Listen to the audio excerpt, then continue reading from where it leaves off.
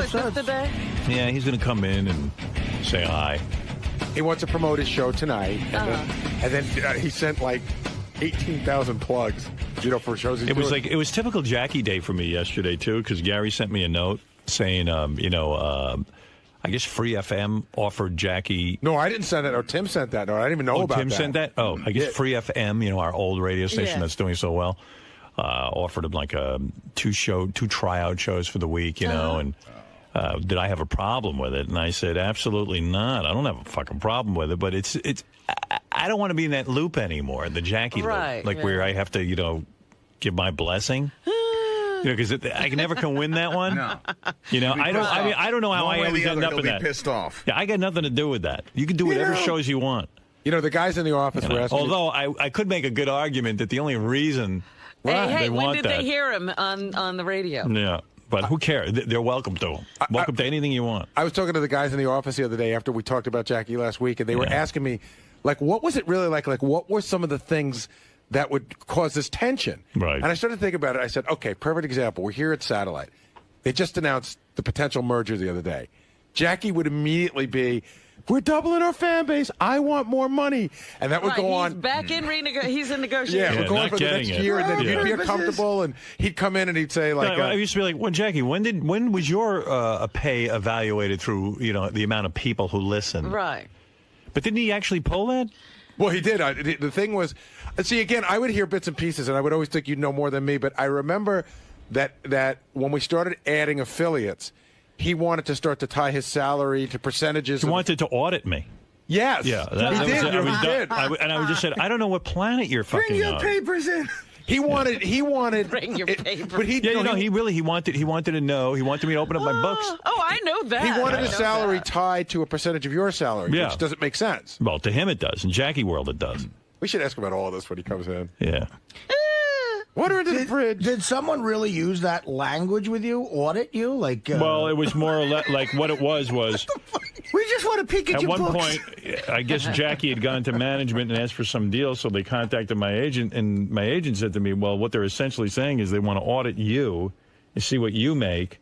And then Jackie will determine what he makes. And I went, oh, okay, tell him to leave. That's unbelievable. Tell him, you know what, I just I can't take it anymore. That's what, you know what, one of my favorite... Does he get his salary lowered when we lost affiliates? I wonder. Right, or when the audience would dip. But one of my favorite things to do, because every once in a while they'd be quoting, Howard's whatever they thought his salary was in the newspaper. And that would be a good day for me because I always loved looking at Jackie's face while I read those articles. Because he would be, you could see the numbers. He was clicking, calculating in his mind how much he was losing on the deal. I need blueprints and interior photos of Howard's house. I just even remember, right before Jackie left, I was so, browbeaten from him and so punch drunk from it. Yeah. Punchy, literally, from all of his negotiating and his looking at me in a strange way. And I remember I had him out to my house, and I just met Beth, and we were hanging out. Jackie left when I just first met Beth. Right. And he actually hung out with me and Beth a couple of times. And then I remember when his negotiations were going on, he goes, well, I'm going to have to leave and give that beautiful lady a kiss for me. And I went, uh-oh. Now he's looking over the Beth situation. Right. Is he going to expect me now to get him a girlfriend?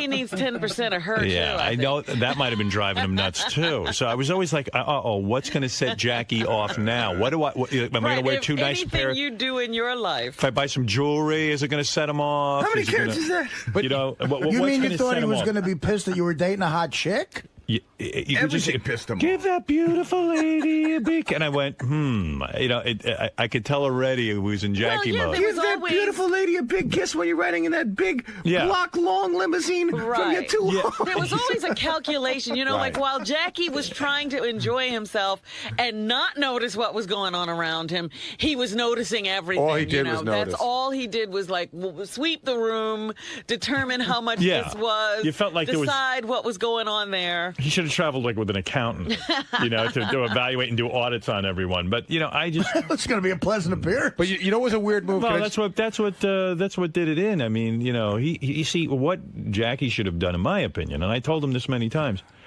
I said, forget me.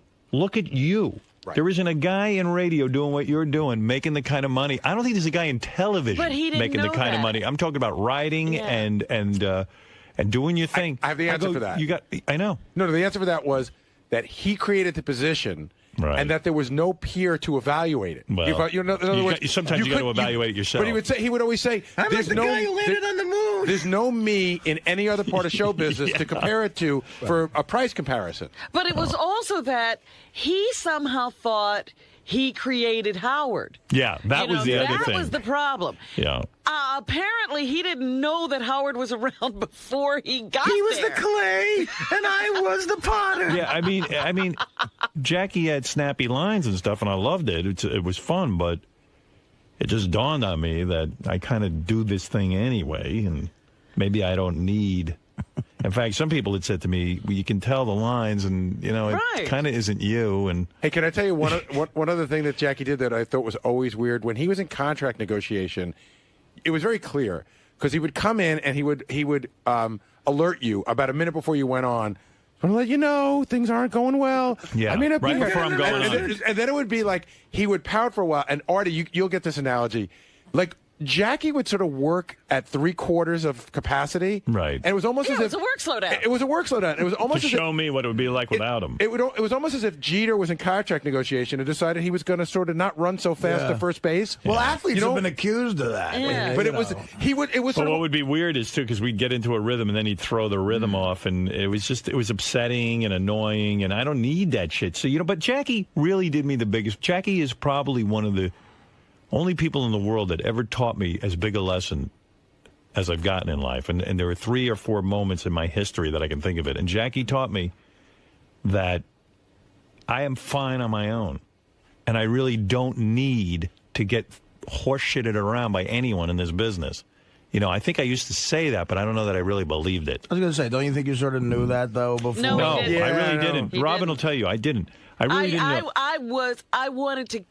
I kicked and screamed. Yeah, Robin would say to me, don't you realize that this is just ridiculous? If Robin had her way, Jackie would have been gone in 87. Yeah, but I and not because I hated Jackie, right. But I didn't like the whole deal. But I get attached to people, and I get very, I'm very, very, I don't like change, but I've really changed as a result of Jackie. I'm okay, It's part of the reason I think that you and I, Artie, can have such a good relationship, too. It's like when Artie will come to me and say, you know what, Howard, I need to do this or I need to do that. And I don't want a contract that's long and binding and stuff like that. And I'm like, okay with it because I love Artie. I love Robin. I love Fred. I love everyone.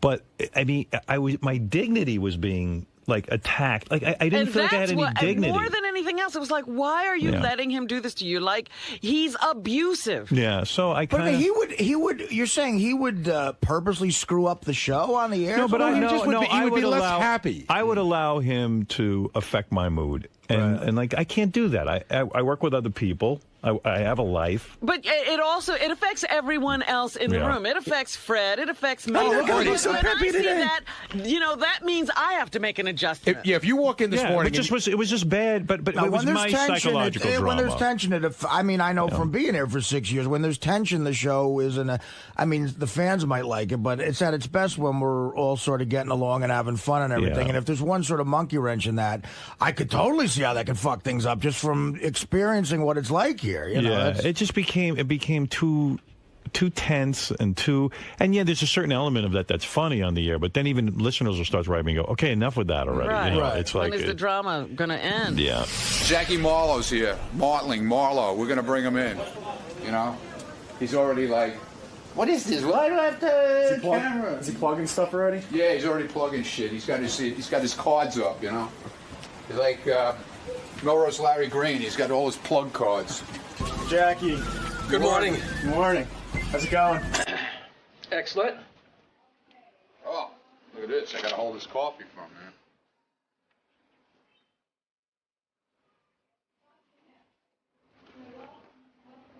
What's going on here? Wow. He got you, man. He's almost like Dice Clay. Now I got proof. So what are you doing here today? I don't know. I thought I was doing Imus. Just gonna hang out with the guys. No, I came by to say hello and to promote my radio show. Is Jackie here yet? Oh, Jackie is here. What are we going to talk to What Jackie are you making about? a big star like Jackie sit in the green room? We have these great discussions about Jackie when he's not here. We talk about Jackie. It's more fun than actually, like when he's here, it's kind of uncomfortable. What do you want to talk to him about? I don't know. Well, we haven't seen him. Have we talked? Yeah, I guess we have talked to him. You know what we need to talk to him about? What, Fred's anger? No, that Jackie just signed on with Sirius, part of the family now. He is? All right. With what? What's he doing? He bought a radio? The Joke Hunt. Yes, he signed on for a year. Jackie bought a Sirius satellite radio? He's part of the family. Fred, do you ever confront Jackie on your anger toward him?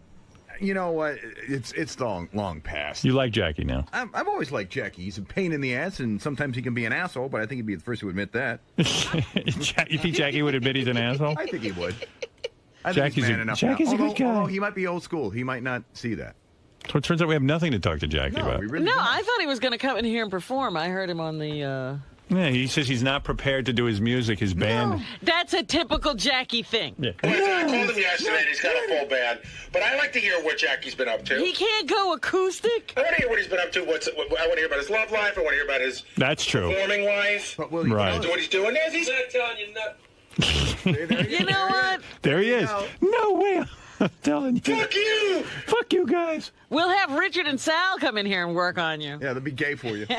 Well, I mean, as a fan of the show for years, it would be good if you guys just had the conversation you had before with Jackie in the room. No. So he could respond to it. I mean, I don't know. Oh, what are we going to say? I don't know. No, Jackie's my man. He can't do that.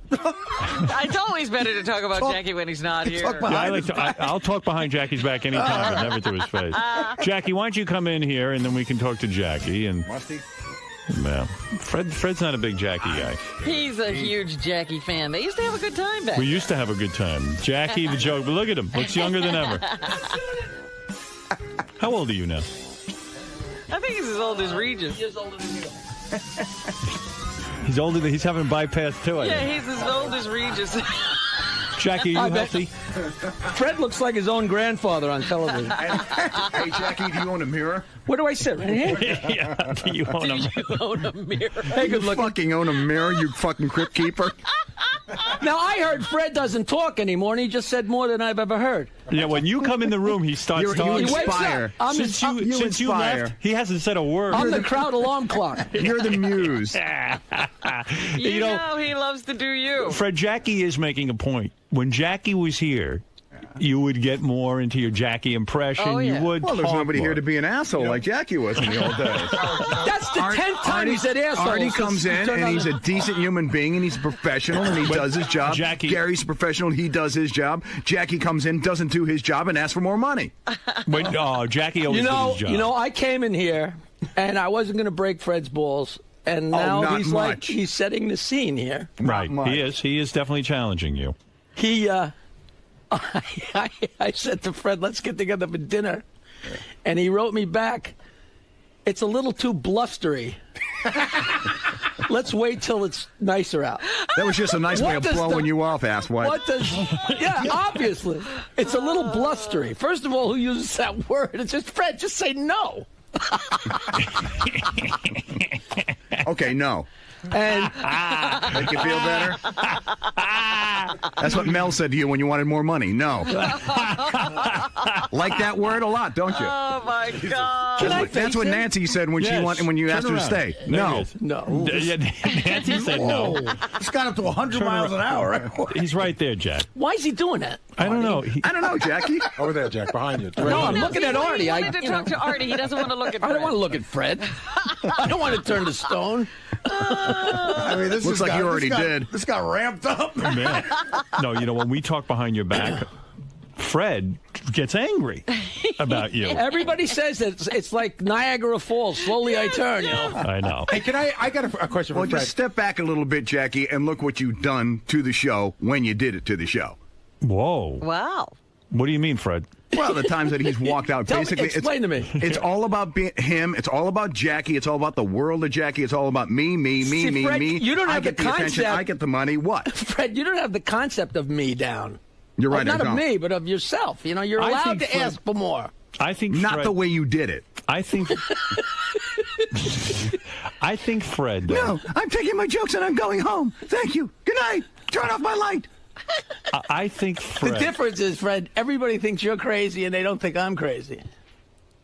No, they think you're crazy too. No, everybody Of course knows they you're do, crazy. but am I going to say that? How many people don't think you're crazy? You see, Artie, Wait. this is the tension you were talking about. It's great, I gotta right? admit, look, I feel like a fan again. This is fantastic. Hey, can I ask a Jackie Fred question? Wait a minute. I can't wait till Jackie starts goofing on Gary. Yeah, that's only a what matter I of time. missed. That's what I I got that blunderbuss in my pocket. Yeah. But He didn't come I in to came bust on to balls. announce that me and Ian signed our contract and we're here for a year and you're stuck with us till Oh, great. For November. Jackie's joke hunt. Jackie's joke hunt. Oh, and that's it's great. exciting. It's fun. Yeah.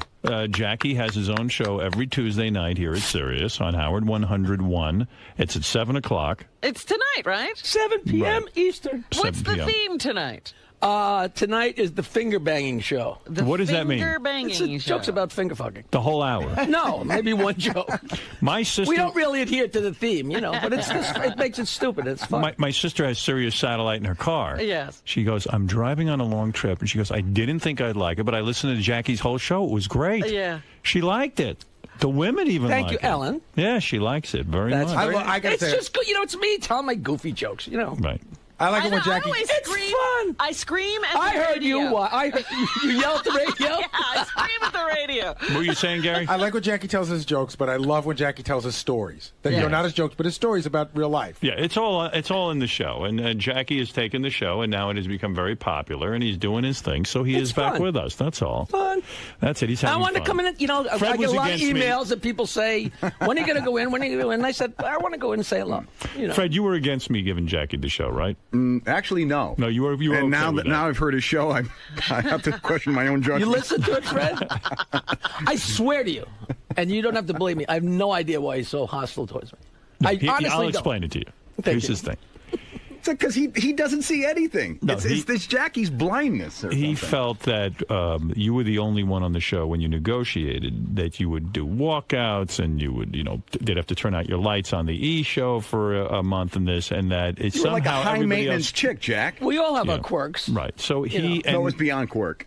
and he felt it disrupted the show. Robin too, right? You agreed with. Well, Jackie knows how I felt. Yeah, I mean, of course. I always made it clear. Right. Usually hold yourself close to your vest. Jack, what is going on? There was no question. What is going on these days with you? Are you, Well, are I you had a- involved in a romance? Not really. Isn't it amazing? Didn't you think Jackie was like the ladies' man of all time? I mean, Yeah, he always, acted as if Howard, I'm 59. he I'm not was. Are you? 29. Are you 59? Well, 54. That's what really? he's How old telling are you? everybody. Gary's still 48. has He no was born in idea. 48. well, what does that mean? You're February 59. I was 48. born 51. February 48. 40. Guaranteed. He was born in the 51. 40s. So what is Give me that? a break. What type of woman are you able to get young girls, or are you? No, not really. No. No. If you were with the show, you'd be able to get young girls. Of course. Yeah. You can't go. I mean, That's the come only on. thing I regret. Jackie chose a great moment to leave the I had show. 15 years that, Well, you were of married. being married, and then I left the show and Your timing sucks. No, You that's believe fine. this, Artie? I mean, Artie gets laid left and right. Is that true? Oh. I mean, left and right compared to how I used to get laid. Now, But look at you, left and right You're is a holding long ways yourself away. back. Yeah, right. I'm not like that. No, Artie's holding himself back. Women are throwing their phone numbers at him. Yeah. Yeah, but they all look like me. No, but Jackie. The last hot chick I asked to go out to dinner, she said, it's a little too blustery. Too blustery? Unbelievable. How great is that? Okay, now you can buy your beach house, Jackie. So you were going to go. Like Jackie. I meant to say Artie. Oh, Artie. Right. Yeah, Artie's Fred's gonna got so many things backed up to say that he can't get them out. Artie is going to buy a beach house like you, Yeah. Jackie. And then Next he's to going to put out me? some joke No, tchotchkes not like up, you. Not out by you, but he is going to follow in your footsteps and live on the beach. I understand. And when Yeah. is he walking out? I'm a real beach guy. Any day now he's walking out. But what age girl are you dating now? Just anybody, Yeah, I've seen him. I've seen is a him. young girl to 8 to you? 80 blind cripple or crazy. Is a young girl to you like Joan Rivers or? I dip under 30 here and there. No, but- oh, Until do they ya? find out, yeah. Oh, do you? No, please. Have you dipped under 30? No, I go out with anybody, All right. Is it a lonely life? Are you sad? Yes. You are. No. I don't know. I just wonder what's going on. Are you dating someone now? Yeah, I go out, I got a bunch of different people I go out with, and I actually work my ass off for that 1 hour show. Yeah. And it's cool. That's it. He's got a lot of gigs, I see. And he and The same Nancy are old- still friends. That's the thing I always love. You know what? friends? That's what I don't understand. Still Nancy and I are friends. great friends, and like people are flabbergasted by that. But you know, Because you weren't friendly while you were married. well, please. Were you friends with Richard Jeni, the comedian? That's so odd, man. You know, I saw him like twice in the last 20 years or 25 years, but you know, we were road warriors. You know, like I have a couple really great stories that from traveling. Richard with Jeni, him. by the way, is the comedian who shot himself in the head. Yeah, but He was so funny and had such a great know he had ego such and a- he had such a good sense of humor. When I heard he died, I thought, holy jeez, Jenny's had cancer and nobody knew it. And then somebody said, no, it was a suicide. I'm like, he would have been the last guy. Did you know he had such a dark side? No, I knew he was crazy and horny. He was a comedian, right. Howard, but no different, some guys are wacky, but he was certainly not. He worked so hard on his act and he was so goddamn funny. Isn't Richard the guy who... I tried to get him on here for years, and I get Richard Jeni in here. Yeah, we had him on a couple And then you of guys times. had him on after I was cool. As soon as you left, we had him on. Isn't Richard the guy, Jackie, waiting.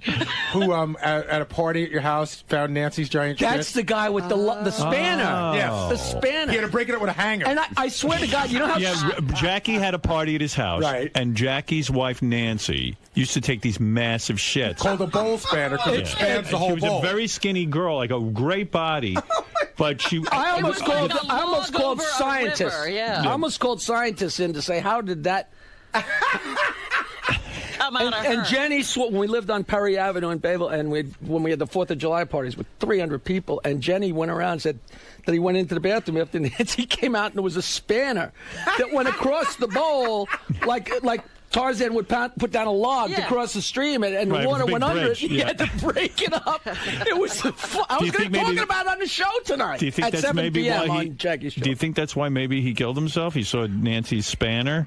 in his never dreams, get like over it? that maybe he image never got over it. No. But you know what Jackie used to say? He would say, like, she eats like a horse, Nancy. Right. But maybe she just shits it all out. maybe Like, She's That's why so she's so little hel- and thin, and she's always had a perfect body. She's Right. like, She's probably healthy. You know what I mean? Like that, you Right, get it that's the way out, it's you eat, supposed you to get it be, out. yeah. Yeah. oh yeah. but she didn't flush it.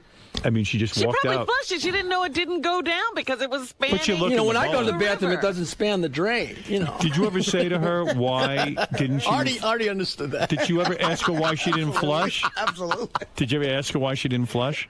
No, that's the point. She flushed, but it spanned the bowl. The water But went she under didn't it. look in?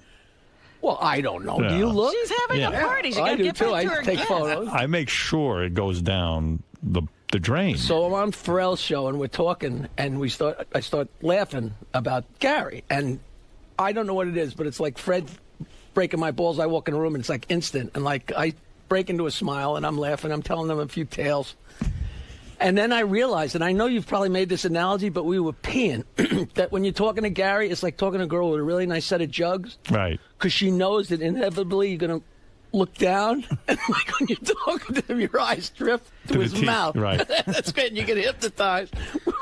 Laughing our ass. It really is true, because even today when Gary was standing at the microphone waiting to talk to me about something, I look over and he's trying to cover his teeth with his lips, and he couldn't get it done. And then I get obsessed. And I'm looking and I go, he's trying to cover those teeth with his lips, and he can't. And then now, instead of concentrating on what I'm supposed to be concentrating on, Next I'm thing busy you know, looking at it. your mind is in another And place. this is why I miss Jackie. No, but it hypnotizes you. He's right. Jackie used to draw constant pictures of Gary's mouth. There it absolutely, is, yeah, right there, yeah. close up on the camera. Wait, here, look. See, there it is. You see how you get? It's like a fire. You know how you? Where am when I you, looking? I don't get this. You ever sit by a fireplace and you Look get over at the hypnotized? screen. by it? Oh, that's exactly. I was laughing so hard. Yeah. I swear to God, the funniest thing in the world was when I came in that time, the last time you were on at K-Rock or whatever, and I came in to talk to you guys. It was so fun to see and yak and fart around. And as I'm talking to Gary, it happened. I completely stepped out of the whole thing. It wasn't like I was looking at him and saying, "Oh, remember the guy with the teeth?" Like It all of happens, a sudden yeah. it hit me. You And know I what? was like, You know what he does, and it's just like exactly how Artie felt with the Don Rickles thing. When Don Rickles gets that tone in his voice, and he goes, "You baby gorilla." Jackie turns around to me and he goes, "Those lips." Oh, God. it's And way, it's like he gets it's like way beyond saying anything. he gets Is- a weird is- tone in his voice. Is Gary's mouth kind of like when Pam Anderson bends over in a low-cut dress, like you got to look? What are you going to do? Yeah, what are you keep going to talking? do? Yeah, do you miss it? Do they ever haunt you, the lips and the teeth?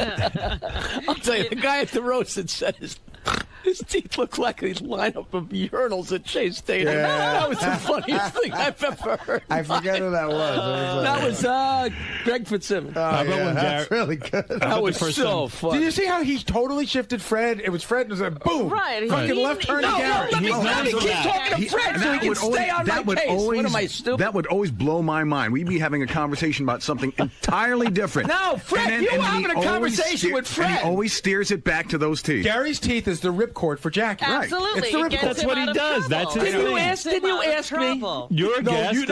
I thought you asked me. No, you did. He did. No, you said, You brought hey, it by up, the way. That's part of being a guest, Jackie. You brought it up. The art of deflection that That is great. John tried to master. So Do you see what I create in this room? Do you see it? exactly. There's magic. There's It's not as magic. good as when I'm not here, but Do it's... you realize that Jackie's two favorite ball-busting moments, for me anyway, are Gary one time sent out a mass email with a mistake. Instead of the word make, M-A-K-E, he wrote EMAC. No, it's AMKE, which is a common. I make the mistake all the time, but whenever I do it, I lie. Whenever So- I make that mistake, I see those gums. So Jackie now, everyone, he puts AMKE in every one of his emails. I did it the other day. AMKE. Howard, I did it the other day. 15 fucking years ago, the guy sent me an email. Right.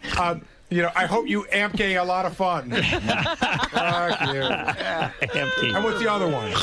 The other thing has to be. Come on, that never I gets forgot old. about Amki. I heard Tony Amki. listens to the show, too. Is that true? Yes, he does. He loves you.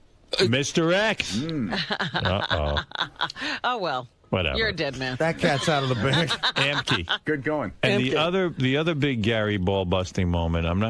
Gee, what was I Baba just thinking? Booey, Of? the hair on the back of my haircuts. He used to No, I love. was No, thinking the other mistake. When I used to sing Beautiful Dreamer, when he tried yeah. to talk to No, I don't remember that. Oh What yeah, was that's, that? you know what that Well, is? because he looks like Mighty Joe Young, and he'd come in and try and talk to you during commercials to try and explain to you, try and get your attention. Because he has that's like why- a 2-minute window. He's like, oh, come on, should we have this guy? Should we have that guy? Who should we have come in? And like you'd be, and also I'd be back there going, because Mighty Joe Young, the theme song was Beautiful Dreamer. That's how they calmed the She'd ape play down. that to calm down the ape, and I'd be going,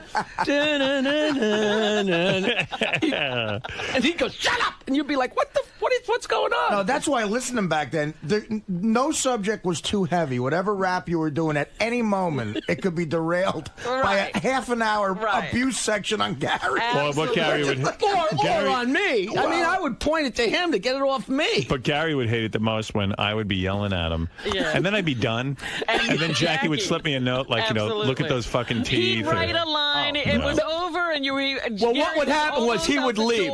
He would leave, and just as he's going through the door, I'd go, look at that ass. Gary, come back. I tell you, the thing that used to make... It's like this. It's like barn. The thing that used to make me crazy with Jackie is you really would be done, right? You'd be done. Right. And there would be this small moment of silence where you would be regrouping to think of what subject you were going to go to. And that's where you'd hear Jackie go... and that would remind you to fuck with me some more. Right. It was crazy. Yeah, it would keep going on and on. It would, and on. because he would laugh, and that would fuel you, and like, oh, maybe we should fuck with Gary some more, because it's obviously funny. My favorite story you would tell about that time that I've overheard you guys talk about is during a commercial it wouldn't even stop because Gary had to come in and get actual work done, and Jackie would pass a picture of his teeth. That was maybe my other favorite thing. He would hold 2 pieces of paper up to his lips. Those were Gary's teeth. So like even during but the fact that it's during a commercial, is there was no cause for it. It's just such dedication of ball Hey, breaking. look, Jackie would do this. Right? He'd go, Come on, that's funny, man. No question, it's funny. Gary's trying to make a point. Everybody's laughing. And then Jackie got into... that's a commitment. Jackie got into a weird phase where he was cutting out these white pieces of paper and putting the teeth on, like, he'd put them on Elliot Oppen over there. He'd put them on the cover of Rudy Giuliani in the paper. He would just tape them to everything. Remember? It's true. yeah, I guess my other thing I was thinking about is when we had the Channel 9 show and we were there for endless hours and we started painting and making paintings of Gary. And my painting was Gary coming out of the sea. Oh. And that was as insulting as 50 15 years of breaking his shop. But I wanted to do I wanted to do the Rise of Man, like he would morph into Gary, like an animal coming out of the sea, and I never had the skills as a painter. No, but the Buoy Lisa, that was Fred. Fred was good. I saw that T-shirt. You know, we're all fooling around and wearing berets and breaking balls. He was Da Vinci. Fred. I mean, he climbed into the role and just was, you know. But see, that was really of art that hurtful. lasted forever. The part that Was that hard for you? was hurtful and insulting. Was it drawing the pictures? I get it. No, I'm Jackie's laughing insulted. and That was a everything. good piece of art. You know what? I opened the door. You guys are supposed to be working for real. Well, that's you guys, how we you guys are supposed to be back there writing bits. And Artie, I opened the door, and all three of them, like the fucking Three Stooges, have easels and berets. They have fucking berets on. You're forgetting the smock. I opened the door, and they are laughing their ass off. Like it's really like a fuck you. You know what I mean? But that wasn't even being taped. No, that was just fun. I don't think we had cameras back then. That was us entertaining each other. That was us saying, look, we did a whole morning show. Then we'd sit there for hours and write every sketch for the Channel 9 show. You got to keep the writer's room loose, guys. I know. It was, an unwinding thing they were doing. And then here's where it got crazy. But we had berets. I mean, come on. And where'd that come from? Somebody sent us berets, and we'd walk around the station in our berets. And then we had people cleaning our paintbrushes. Well, you said we want to paint, and didn't they send up paints and brushes and But here's where it got really, really insulting. So Jackie and the guys would just... Here's where it got insulting. Jackie and the guys would draw... Because now it's all coming back. They would draw like pictures of me on a just plain piece of 8x10 white paper. Remember? And it would just be... And they tacked them up. Howard would draw something, Fred would draw something. So at one point, they filled the entire wall. I'm not kidding. From top to bottom. And then they would draw one that they really liked, and they would fight over which one to take down to put up the new one. And it would be, no, you can't take that one down. Well, they had to be quality control. There had to be a decision that only Gary art was what they were going to do. Well, at one point I had this idea because we were so popular in New York. I would start a museum, and then just hang every picture that we drew of Gary, and like our fans could come and see all the Gary art. So funny. It would be so funny. Do you still have those pictures? We must. Did you collect all the had to be over pen 100. and inks? There was the paper and ink? The etchings. There were tons. Yeah, maybe I have them. Jackie might have them for all Well, I have just notes where I'd write a joke about Gary, but draw the big circle head with the teeth taking up 90%. What I resented was Jackie would use up every canvas because he would do 3 or 4 paintings a day. Yeah, he had no quality control. He's just reminding me that he started drawing Gary. And first, Gary had a head and, eyes and nose. And eventually, Gary became the mustache and the teeth. Right. And he would just hold them up. And then remember, we morphed into our executive producer, Dan Foreman. We morphed into drawing Dan. There was a few Dans on the wall. There was some Dans, but mostly Gary. Mostly Gary. Well, we obsessed on Dan for a while because he's not the world's prettiest gentleman. Look, there's Gary. Look at the TV monitor. There he is. You know what? I think he's still pissed off at me. Because it was my idea to take that stupid puppet of him and mount it so when he talked to you from back room, that it would talk. Oh, and I know every time he comes in, he just that I didn't mind. What I really did get mad at you about, because it was your idea, and you just got your little fucking stormtrooper to execute it, was when you guys stole the Gary puppet at appearance, and I was too stupid to see that coming. How I didn't that's one of those things where you go, how did I not see that coming? I know that was the greatest. You know what? I would love to take credit for that. But John blamed it all on you. That was all John. John blamed me, but that was John's genius. No, that was John. That was Jackie had nothing to do with it. We were back writing something, and we spent a lot of hours together writing.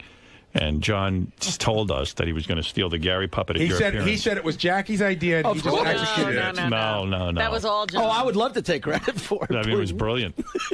Because John knew you had asked to take the Gary puppet to an appearance. When Gary lost that Gary puppet. Artie, can I tell you how stupid I am? I went in on it. I said to Gary, I don't mind you taking the Gary puppet to your appearances, but just know that's a one of a kind. Right. I love that fucking thing more than I do you. He was so petrified. So it was all set up that I love the Gary puppet. Right. Gary shows up. John somehow sneaks the Gary puppet out. Can I tell you how he did it, though? Because this is my stupidity. I think about it. I thought about it afterwards. I was so fucking angry that I was such a sucker for this.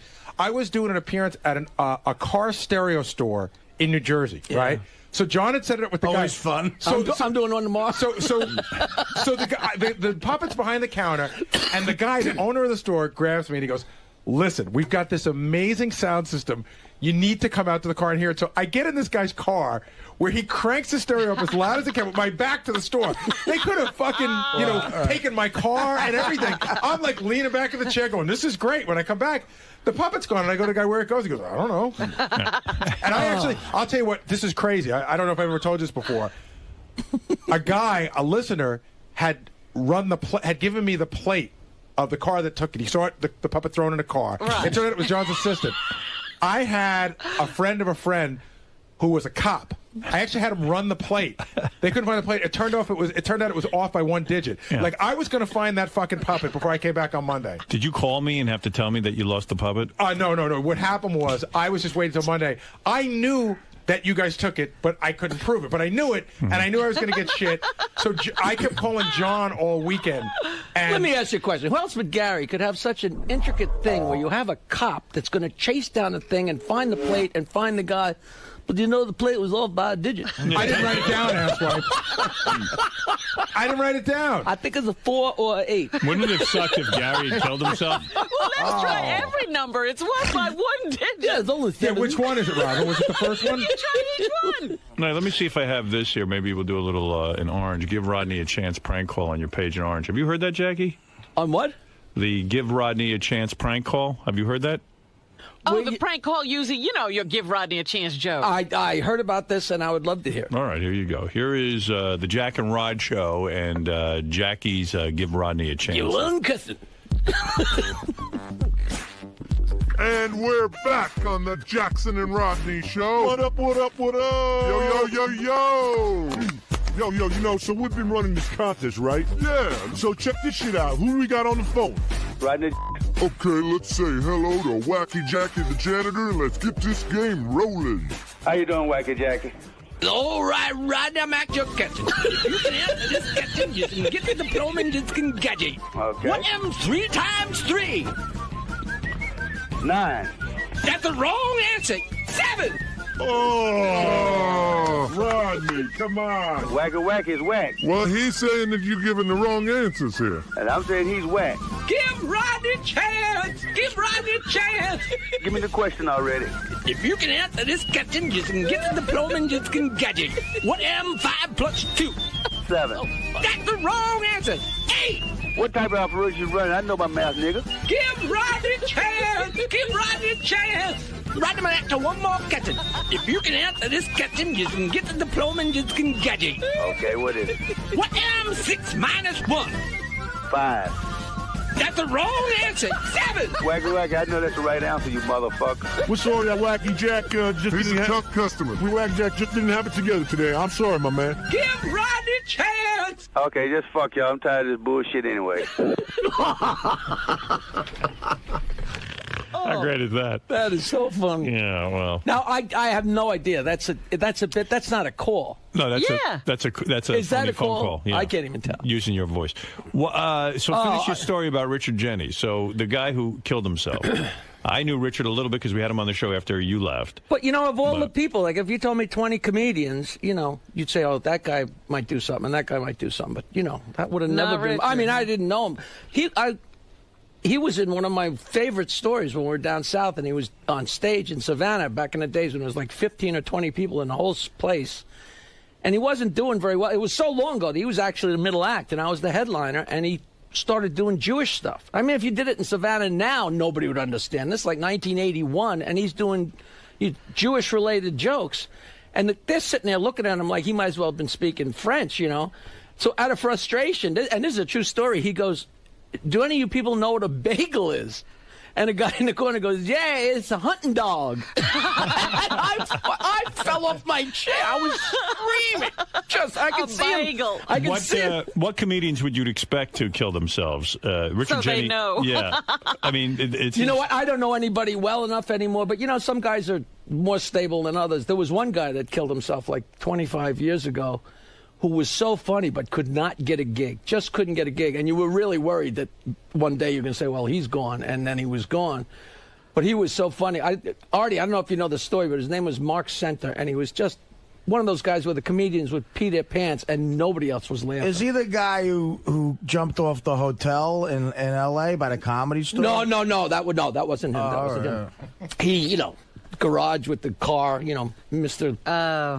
Colonel Mustard in the hallway with the lead pipe, That's scary. But he couldn't, and people would say, you can't hire him, and I'd have to wait a couple months and then use him again when they'd forgotten who he was, because he just couldn't get a freaking laugh.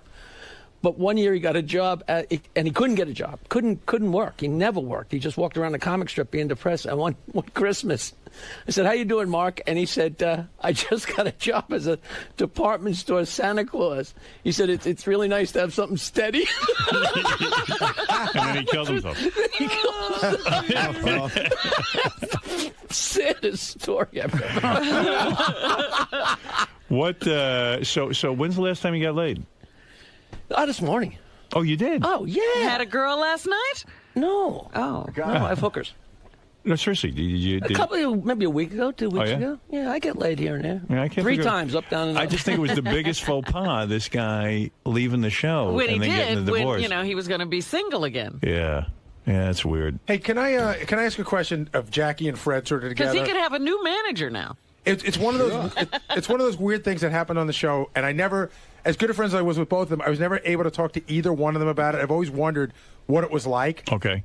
One day I walked in, Fred and Jackie wrote everything together. They were a team. They did everything together. It was great. And one day I walked in, and Jackie announced that he had negotiated a deal where he was the head writer. Right. And I remember it was very uncomfortable on both sides, and it was never discussed. And I just always wondered what was. See, this is in bed. I never thought it was uncomfortable. Maybe Fred was uncomfortable, but Fred is uncomfortable. But why wouldn't you think? Why would you think Fred would be uncomfortable over? I never thought he was. You've created this. You think so? I think so. Fred, was it uncomfortable, Fred? Yeah, it was uncomfortable. Yeah, but who would know? Oh, dude, come on. Oh, yeah. Everything together. I walked in one day and Fred opened up to me and said, "Jackie, you know what really bothers me?" Oh, come on. But how could you not tell me 2 things that bother Fred right now? You've been with him 25 years. I know a lot of things that bother Fred. Go ahead. You're two of them. It's a good way to deflect. There were 2 things that bother Fred. I want to go on record saying I love Fred Morris. I love him. Fred Morris? One of the funniest guys in the world. But how could you not think it would be weird that you guys did everything together and then one day you would somehow, I didn't even understand. You were his only, you were only 2 writers, and so you became his boss. Okay. What happened was... And I wrote some stuff, but you were my boss Jackie too, I guess. had to have a title. Yeah. No, if you want to know what happened, when we got the Channel 9 show, they called me up and said, "All right, we're doing this show, and you and Fred are going to be segment producers." Okay. And I said, "I'm not a segment producer. I'm a writer." Right. And they said, No, we don't have a deal with the Writers Guild. You can't be writers. You have to be... segment. And I said, "No, I'm a freaking writer." And then it got me pissed off. And I said, "In fact, I'm the last guy that's deciding what's going in front of Howard, so I want to be head writer," because they backed me in the corner. And I got pissed off.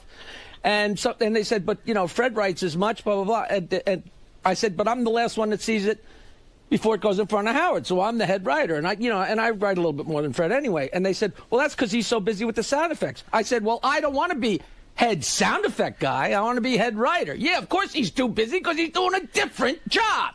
And that was the thing. So I went to the wall, and then Fred, what do you think of this? So me and Fred both got wound up being listed as writers instead of segment producers, which is a big deal. That's classic Jackie. That is Jackie. I'm still thrilled. I didn't want friggin' segment producer. What upset you, Fred, about it? I don't know. It just seemed like he put himself above me in that respect, and that really pissed me off. Right. I was with the show before, Jackie. I wrote just as much. Sorry, Jackie. I wrote just as much as you did, and a lot of stuff off the air. We kind of shared in the responsibilities, and the fact that you would No. This was all about what happened on the fly. Dude. And when I started on shut up, Martian. When I started on the show. No, you're not going to shout me down on this one, because this is the truth, and you know it's the truth. We all sat there together. Me, you, and Howard. All in one room. We hashed it out. We were a team. The fact that you decided, I'm going to be the head cheerleader. What the fuck? I think there was also something about his evaluating, too, that absolutely. bothered you as well. No. It had everything to do with what we did. I take responsibility for that. I said to Jackie, you are going to be the arbiter of what gets through to me. Right, so that... Right.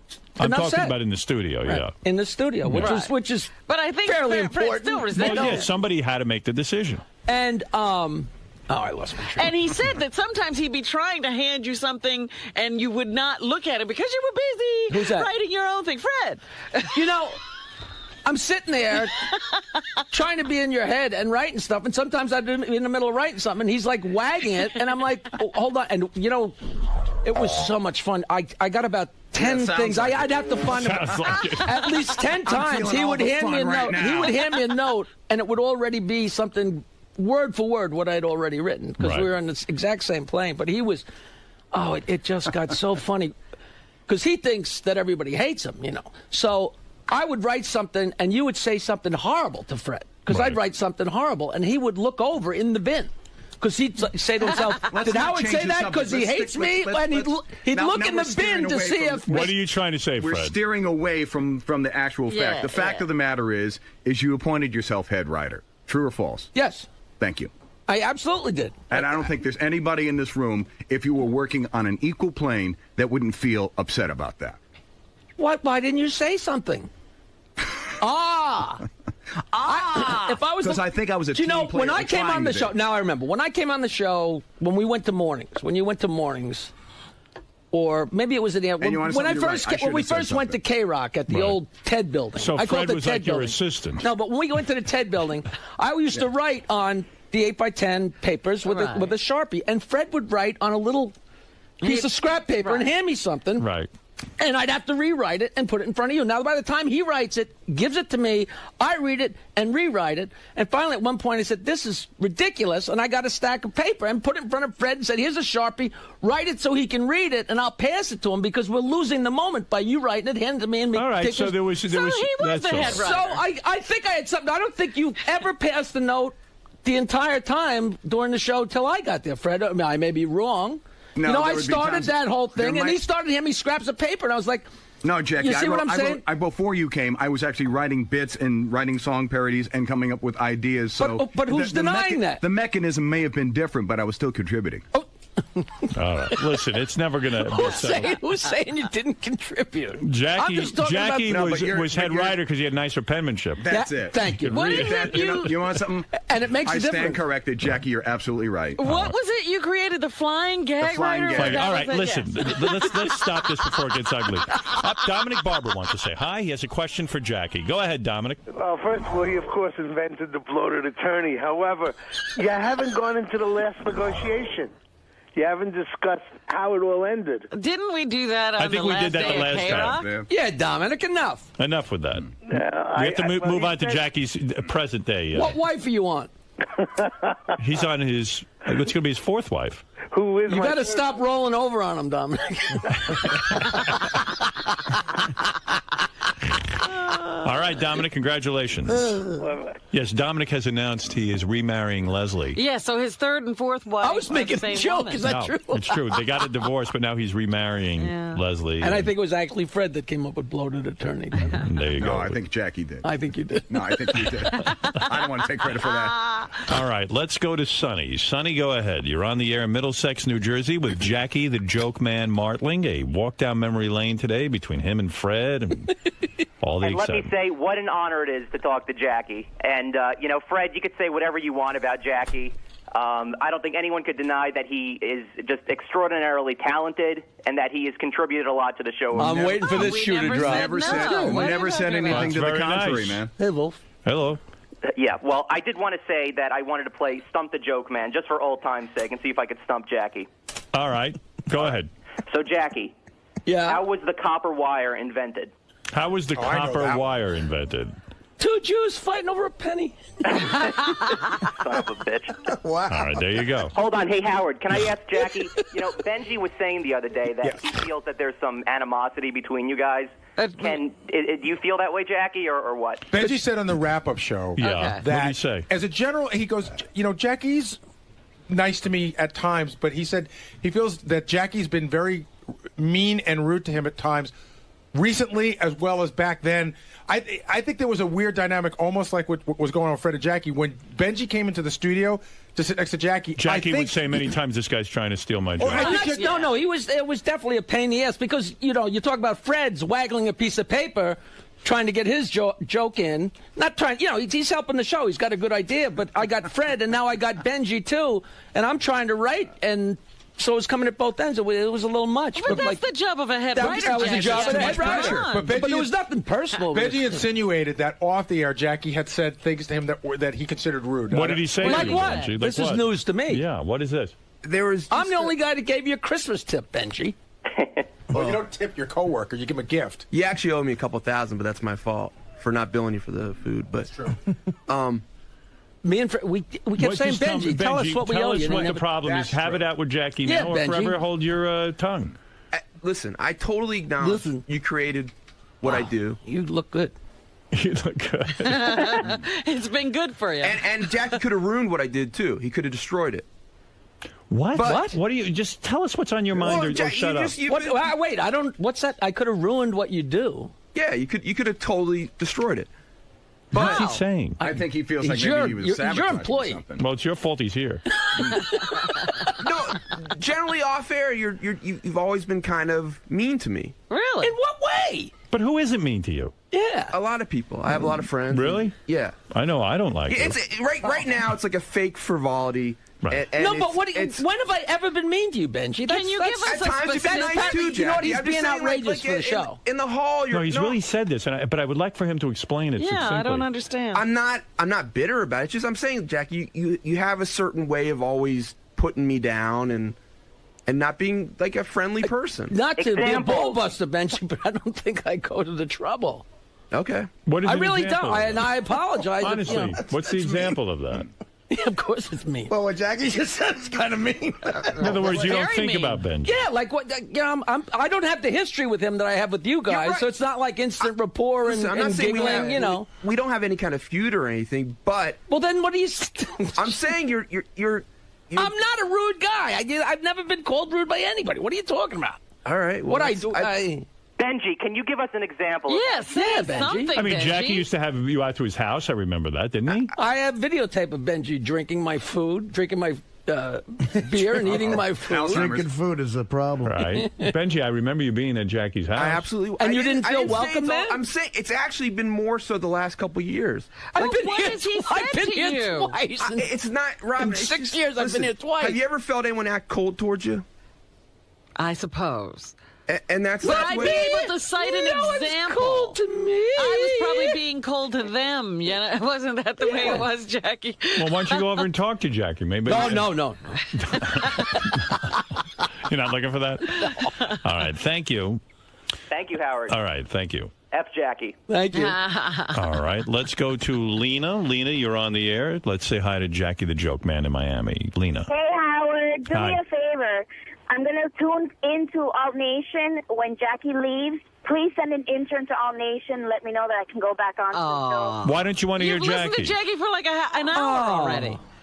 I hate him. I'd rather hear Artie chewing on a muffin.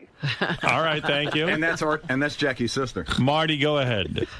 Hi, Howard. I agree so much with Fred.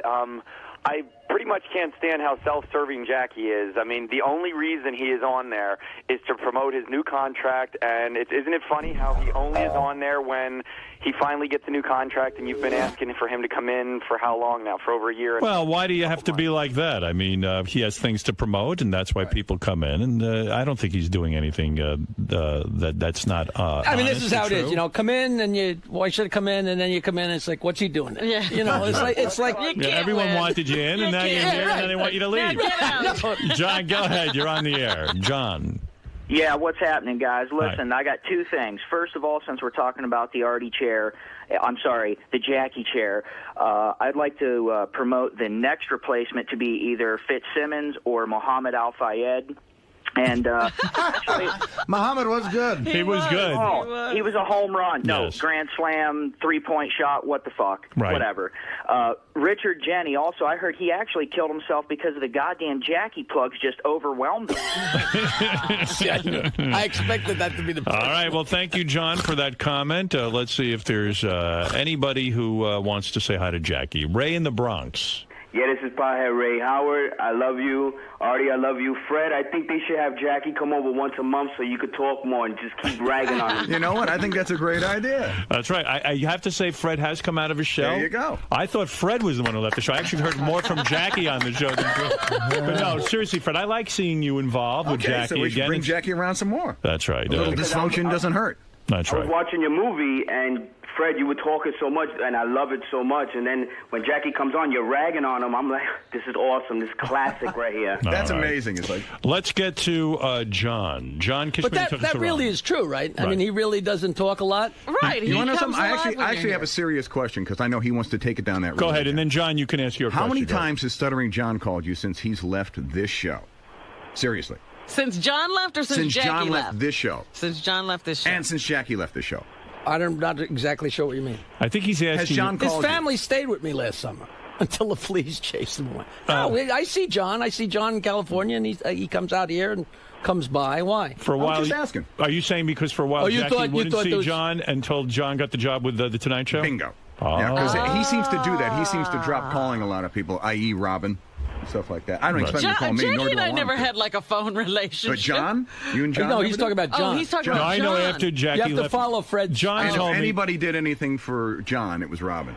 Jackie never called John after he left the show, and then That's true. he started calling him after John But got the job at that's Tonight Show. also not true. That is true. Well, John used to complain that you wouldn't call him. That's what I know. He was very upset with you. No, please. But you guys have patched things up. I think the phone lines were too blustery, Jack. All right. John, what's your question for Jackie the Jokeman Martling, who again is going to be hosting the Hippie Fest at the New Jersey Performing Arts Center in Newark and Friday at Ferraris in Point Pleasant Beach, New Jersey. Wow. And go to jokeland.com.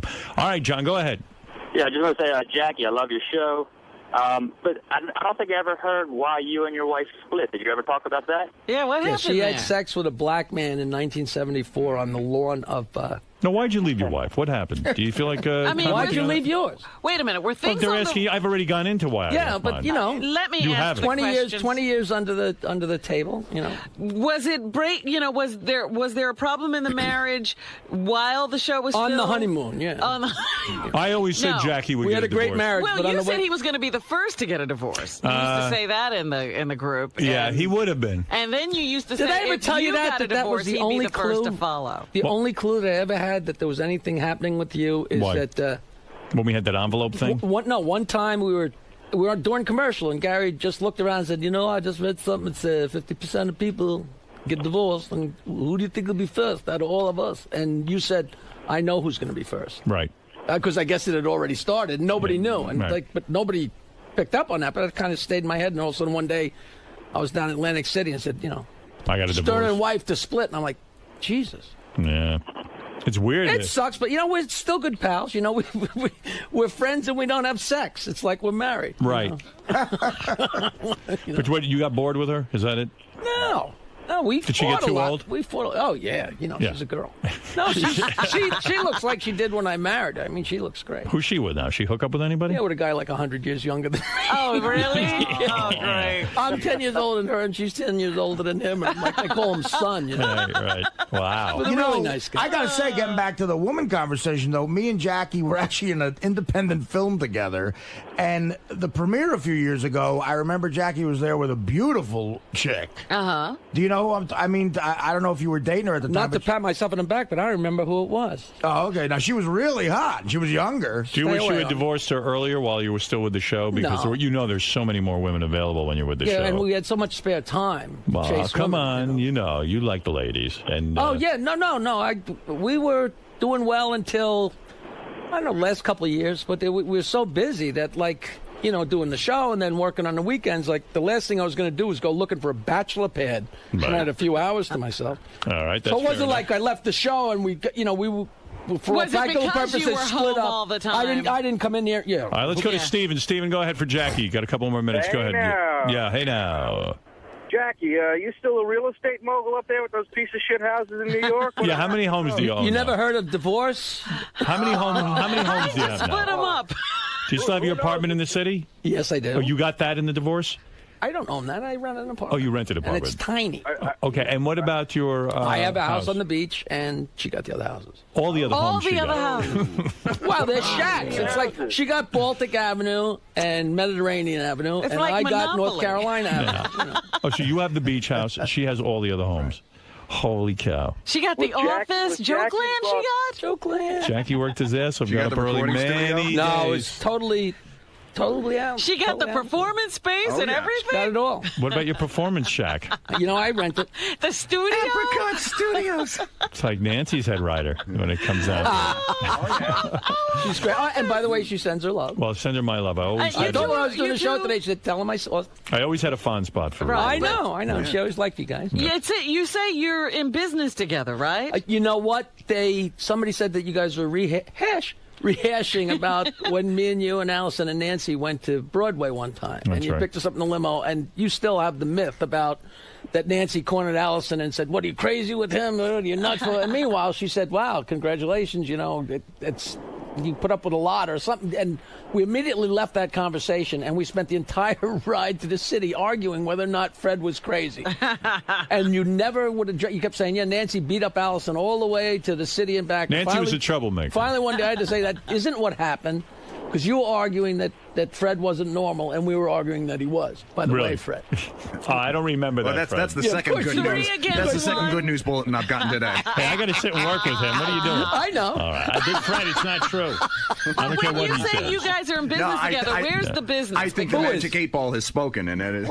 You and Nancy, what is... No, we're not in business You're not in business together? I heard that you were still in business together. Well, she sang on my record. Oh. All right, okay, there you go. All right, listen, Jackie. I didn't bring my CD because it ain't out yet. Oh, but I I want to thought come back. I want to come back with I'm playing with guys that Come are back with your band. We spectacular. want to hear these fucking songs.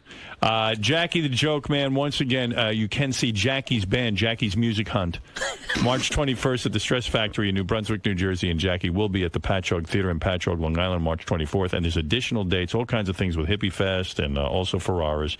And if you want any kind of information, you know where to go, jokeland.com. How'd I do, Jackie, with that I'm plug? flabbergasted. All right, I could there sit it through is. it again. Well, where are the jokes? You know, you used to keep every joke That's what everybody asks. that you wrote for the show. Where are they now? Where are all the jokes you wrote? They're all in the computer. They're all there. They're all hiding cataloged. in the computer. All right. But the original papers, do you still keep those? Or Oh, what? Oh, the jokes from this show. Oh, Yeah. they're in my mother's attic somewhere. Yeah. There you go. Of course, your mother's gone, but the attic is still there. But she's up there. Her ghost is guarding them. All right. Jackie, thank you for stopping by. The fans love it. Even Artie loves it. Right, Artie? This is great. Absolutely. There you go. You see. Do you want to hear my new joke? Go ahead. New joke from Jackie. And by the new way, joke? Jackie will be doing Where'd this Jackie's come Joke from? Hunt all year on Sirius on Howard 101, Yes. 7 o'clock tonight. Listen to Jackie. 7 o'clock tonight is the finger banging show. Me All and right. Ian Carr, Okay. who's just a delightful guy, and it repeats midnights on Wednesdays. Well, let's hear your new joke. So a woman says to her husband, I'm sure I can make you feel good and bad at the same time. Okay. And he says, go ahead and try. And she says, you have a much bigger dick than your brother. That's good. That'll do it. There you go. Leave him laughing. Wow. Is Fred laughing now? No. I thought you said a new joke. I want to just say I love you, Fred Morris. In a way, like And I have something to say, too. I think Jackie came in for a fact-finding mission. He wanted to check on Artie to see if, like, Artie was, like, listing, like, a ship in the harbor, if the heroin has gotten to him. Or You if know, the story of... So Do you if pray Artie's, for if Artie's Artie's death? ready to Yeah. die, Jackie, you know. Jackie's ready to When hop they back said into there was that a chair. suicide, I said, was it Artie? And they said, no, Jenny. But is Jackie Hey, give me a calling couple Well, of he days. moved one up on the ladder on Fred comedy. Morris for a reason? Yeah, well, he called me Jackie Marlowe. So I called him Fred Morris. Fred Morris. All right, go ahead. No, but I know he loves this stuff because I completely had forgotten. And they interviewed Stuttering John and me and Fred for the 20th anniversary issue of Penthouse. And somebody said to him, "Oh, that's so funny, that whole silly thing about that you're from outer space, and where'd that come from?" And he said it in the interview, and it reminded me. Do you remember? It's so funny. You were doing a story that Burt Reynolds. You know how everything comes from nothing, Right. like that Baba Booey thing. It was nothing until Right. Gary said, "You know, Baba Booey. yeah." Oh, Oh, that's Fred's commentary. He thinks there's an outside chance that'll get me to stop. No, nothing can stop you, Jackie. We've all learned that. So you were doing the only a thing story. we didn't stop was was when you walked out the door for the last time. That's the one thing we didn't stop. That's the new head writer sitting there playing that Congratulations, Mr. Morris. There you go. So you were doing a story in the news, and you said Burt Reynolds just started a dinner theater in Jupiter. And we're just sitting there because at the time, 20 years ago, now I know there's a Jupiter, Florida. Right. Who knew? And he said, in Jupiter. And Fred says, yeah, that's in Florida. And all I said was, and Fred knows that because he himself is from Pluto. And we did it stuck, and he's still pissed off. Oh, still mad at you. Is that true, Fred? Are you still angry about that? No, but he got the story all wrong. Did you ever see the picture of when we're in Los Angeles and you're the king and Robin is the queen and I'm the jester and Gary, we're all king, queen, jester, like the deck of cards. And Fred's dressed as a freaking alien. It's the funniest goddamn thing. It makes no sense. Do you know the time I'm talking I know. When we dressed up in costumes. It was so Right. You're saying Fred was the only one not in character. You know what this is like? You know what this is like for me? There's a drunk in the room, and he's telling a story, and it's making absolutely no sense, and it's only funny to that one drunk. So much and you're sitting there going, okay, I hope Uncle Jack goes home soon. You know what? This is another thing. You just reminded me of another reason I'm fucking pissed off at you. I was in the monkey outfit, which was your idea for every fucking sketch we did. No, a lot of times that was Fred's idea. I can't let him sink on that one, the one he hated the most, which was the diver's helmet, was mine. My parents used to get mad at me that we put Gary in a monkey outfit. They said that wasn't nice. That's the diver's helmet was Fred. Oh, that was absolutely. And Gary complained because it was like 80 pounds. Well, somehow, no matter what the sketch was, Gary wound up in a gorilla outfit or a monkey head. Every time. And then the ultimate was, which even like people in my family was like, what the fuck is wrong with you? Is you guys wrote a sketch for Bunko Fiesta where I ate a shitty diaper in monkey outfit. You know what's funny, Gary? It's like this is the 20-year high school reunion, and the school bully just came back. Yeah, and he sees nothing wrong. Yeah. All right, Jackie, you've had your fun. Thanks for letting me come in. We love having you here anytime. You know you're welcome. And the great Jackie, the Jokeman. Hold on, Ronnie, we should come in here and get me past Fred. You think it'll be uncomfortable when we go to commercial? No, I love him. He knows how much I love him. Fred, will it be uncomfortable for you? Not for me. He's going home. Everyone else will be uncomfortable. Have a nice trip. I'm out of here. Yeah, that's true. Thank you. All right. Thank you, Jackie. I got to go hug Norris. Yeah, great. Thanks, Jack. Anytime. That was Jack, Fred, let me get a picture. You got to come in with your band. Now, see, Benji, I don't hug you like that. Well, he knows Fred. There you go. He's give Benji a hug. Get a picture. Get Benji. Somebody take some pictures. Come on, Benji, get in the picture. Thanks, Jackie. I'm taking a piss. I'll see you. All right. Look at this. This is Go on. Get in the picture then. How much I owe you, Benji? Come here, Arthur. Let me hug Arthur. No, that's he's going and doing his thing. So much fun. Good luck with everything. Take care of yourself. Don't fuck up. Jackie, how'd it go in there? I don't know, man.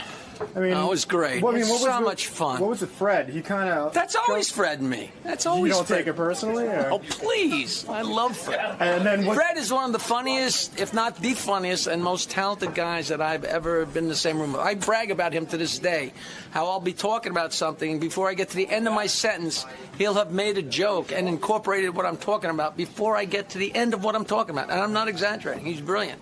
And working with him was like, writing a song with Lennon and McCartney. I don't dislike Jackie. I know that sounds like a boring thing to say. I don't dislike Jackie.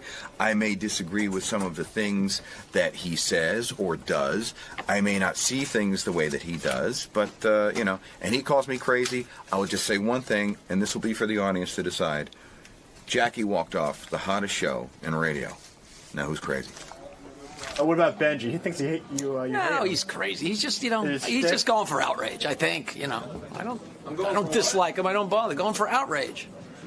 It was a plan. I was going for outrage. It didn't work. Not a plan, but No problem with the boy. No problem with the boy. You guys are good. No bad No, blood? I don't like him, but I don't have to like him. Benji, do you like him? You don't have to like At times I spent with him, yeah. I thought he was, times he was a friend, at times he was mean. I've never been mean to. Who have I ever been mean to besides Scott? Me. Me. You asshole. Oh. Friday. But it was great fun. Oh God. And that's what I miss is just sitting there and laughing and laughing and laughing. And even when they're breaking my balls, it's funny. It's funny. All right, man. So you have a last joke for us? A One for the last road? joke. You guys can go. That was great. I don't even know. So a guy. Oh, I got one. So a woman goes into the drugstore and she says to the druggist, "I need to buy some cyanide to kill my husband." And druggist says, "I can't sell you cyanide to kill your husband. I'll go to jail, you'll go to jail, you're crazy." So she reaches in her purse and hands the druggist a picture of her husband fucking the druggist's wife. And the druggist says, "Oh, I didn't know you had a prescription." Come on, you don't even understand that? What the fuck is...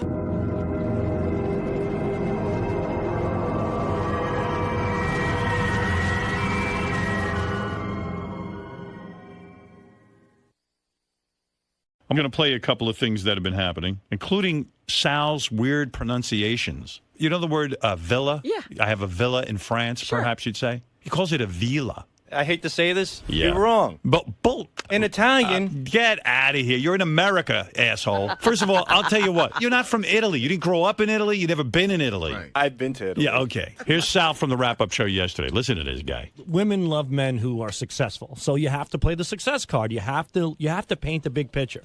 90% of the time, a woman is not going to be attracted to the average guy right off the bat. But if you give her a reason, like you have a mansion, like you have a place in the Hamptons, like you have a villa in Italy, stuff that most likely she won't see. What do you have in Italy? I have a villa in Italy. A villa.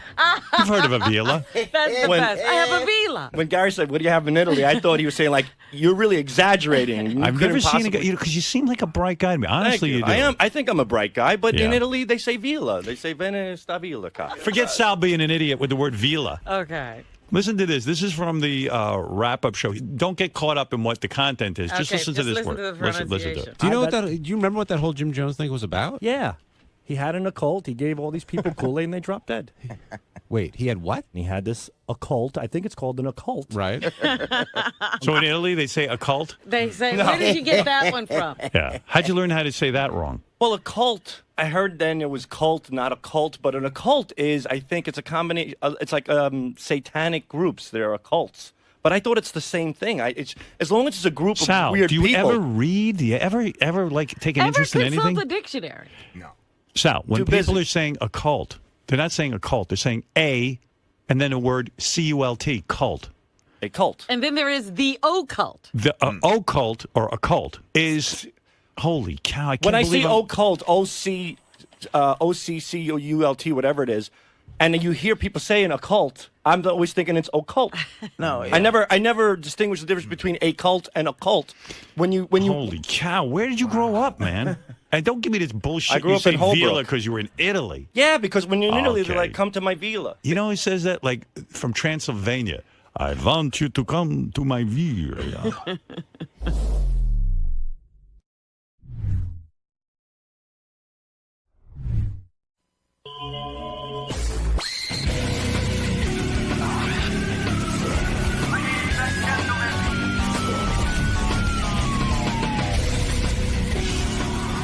Mark, you're on the air. Hey now. Hey now. Hey, can you put JD in control of the programming on Howard 101? I don't know who the fuck is doing it, but is doing a horrible fucking job. Tim's the program director. Tim, can we have him in for a little sit down and see what the fuck he's thinking about the programming? What don't you? Well, I mean, you interrupt the fucking programming with this Abe and Louie, whatever the fuck his name is, and then he decides, or you decide to pull off Big Black Show. I mean, We didn't pull off Big Black Show. Those guys won't come on because They're on they didn't strike. they didn't get paid for some reason. Sirius has people on a 60-day plan for paying them. I'm on the 60-year plan. We found out, but whatever.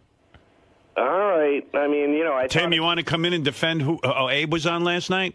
Well, you know, a lot of people said to us on 101, can you put on some live shows? So we put on Big Black. Well, they'll be back, those guys, as soon as they get paid. By the way, though, if they stop working, does the 60-day cycle stop at a certain point? I don't. You're asking the wrong guy. Because they might have to go through this again. Hey, Timmy. Good morning.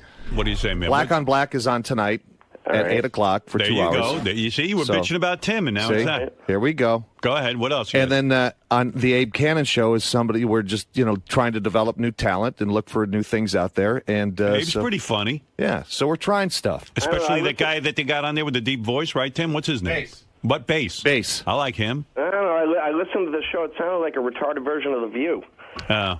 Well. I mean, what can I tell you? All right, so then you tune over to 100 and listen to our replay. Exactly. I mean, what about Sal and Richard? They got enough material to fill a fucking time slot. You want to hear Sal and Richard? We'll give them a show. Please. All right. I guarantee there'll be complaints about that. Right? You give Sal and Richard whatever a show. you do. Whatever you do, someone's going to complain about it. Hey, by the way, yes, sir. You got to learn how to spell, bro. What did I spell? What is the word? First of all, a couple of things. Well, you first of all, let me tell you. No. This is okay. you. Here, hold on a second. Here, listen to me. Okay, go ahead. Okay, you got to get it together. When there's a word you don't know, don't put it in an email. You understand? Okay, which word was Sometimes it? you got to choose another word. He goes, in the past, PASSED. Uh-oh. All right. Oh. Now listen. No, because spell check. No, Seriously. that is. No, PAST is a word. I know. It's not spell check. But literally, I'm going to show you something. Past and past are two words that are... I know, but when you're typing on an iPhone and you're typing away, and it's like my spell check. Right, sure. Okay, listen to me. And spell check won't catch that because past is spelled correctly. And how do you spell whirlwind? Whirlwind? Yeah, go ahead, spell it. WORLDWIND. Okay. No. Now listen to me. Whirlwind. Oh, I'm sorry. What? Huh? Go, what? Yeah, okay. You listen. Don't use the word whirlwind. Okay. What did I use that? Put whirlwind in anyway. He does. Oh. Listen Why to are me. you Okay, I'm listening. You're a bright guy. You're one of the best programmers I know. Thank you. But some words, when I don't know a word, I don't put it in a written My note. head goes too fast. Whirlwind. Whirlwind. World, WHIRL. WHIRL. World. Right. It's not okay. world. Whirl. I know. Okay, whirl No, round. you don't. Yes, World and whirl are two different words. Got it. Sorry. Yes, sir. Okay, I'm going to go worried back. about... No, don't you go anywhere. Okay. I'm going back to my thesaurus and my dictionary. Listen, Tim is not alone. There's a lot of people out there, myself included. I know, and spell check also. No, that is not spell check. Well, no. That has nothing to do with spell check. I want to show you an example. I know when it's spell check. I know all about that. Okay. Come back here. Where are you going? No, I gotta go. I'm not done with you. I got things What am I going to do? Get over here. I got things to do. Come here. Where's he doing? You better run out and study spelling. He always carries on with that spell check. Spell check is not going to catch a word that's spelled correctly. I love Tim. Actually, I'm very upset today. Did you hear about Clarence Clemens? He had a stroke. I love Clarence. Too bad. Yeah, good dude. Really, every time he came in here, it was great. But, and when he would fawn over you, it was the greatest because you'd be, oh, thank you. You know when a chick's not into you and you're like, I want you to call me when you're in the tub. And you're like, thank you. You're the face of an angel. Thank you very much. You know. I love to cook. Oh, we'll have to make that happen in the year 2057. Poor guy never even got to cook for you. Rob's probably tearing off in her car. He almost ran out of the room. But, he had been in failing health for a while. Yeah, he's been having some trouble. They were saying last year, I guess it was, that would be his last year touring with the E Street Band. He used to sit most of the concert on stage. He had 2 hip replacements and all kinds of things were going on. So they said he had a stroke, and I don't know what that means, but... What do you mean I don't know what that means? I mean, I don't know if it was mild or very, very intense stroke. You know, there's all varying degrees. Well, they said he was seriously ill. No, that sounds like in a coma kind of thing, right? I mean, I don't know. Just says that it had a big effect. Oh. And we don't know what the long term of it is at this point. Guy. Robin's so cold that She would just be like, now you're a vegetable. I love vegetables. All right, I'll marry you. Poor Clarence. That sucks. You know, getting old and like something like that happening just blows. You know why? Because now he's at the mercy of like everyone, like the hospital. And it's just, yeah, your life is turned over and put in the hands of everyone. Other people. I hope he's okay. I once saw a movie, a guy had a stroke. All he could do is blink one eye. Everything else, he was fucking frozen. And he wrote a whole book blinking his eye. You see this movie? You told me about that Holy movie. I said, mackerel. why would I want to go see that? You know what? If you feel like hanging yourself and you're just not depressed enough, just watch this movie. I don't know why people watch depressing things This like movie, that. this guy had a great life. He's hanging out. He's got a girlfriend. He's got a sports car. He's got everything going for him. He's got a young kid, blah, blah, blah. Driving along. Oh, I don't feel so good. Boom. Next thing you know, he's in the hospital. All he can do is blink one eye. Everything else is completely shut down. Yeah. He can think complete thoughts. His mind is intact. Mind is racing along. Yeah, but all he can do is blink one eye. And he's all freaked out and everything, and he can't talk, he can't do anything. Can't tell anybody anything. If he's got an itch, he can't even scratch it. I know. So he starts blinking, and they say to him, okay, blink once for letter A, blink twice for the letter B, and so on and so forth. Z, of course, is Oh my 26 God, 26 blinks. Yeah. Forget it. This guy, so he decides to write a book. By the way, the book had I don't think it had any Z's in it. As far as I can remember. The word zebra didn't appear. Yeah, he just stuck with the first 7 letters. He changed it to striped horse. But this guy starts blinking. And now imagine the tedious. Like, okay, the first word.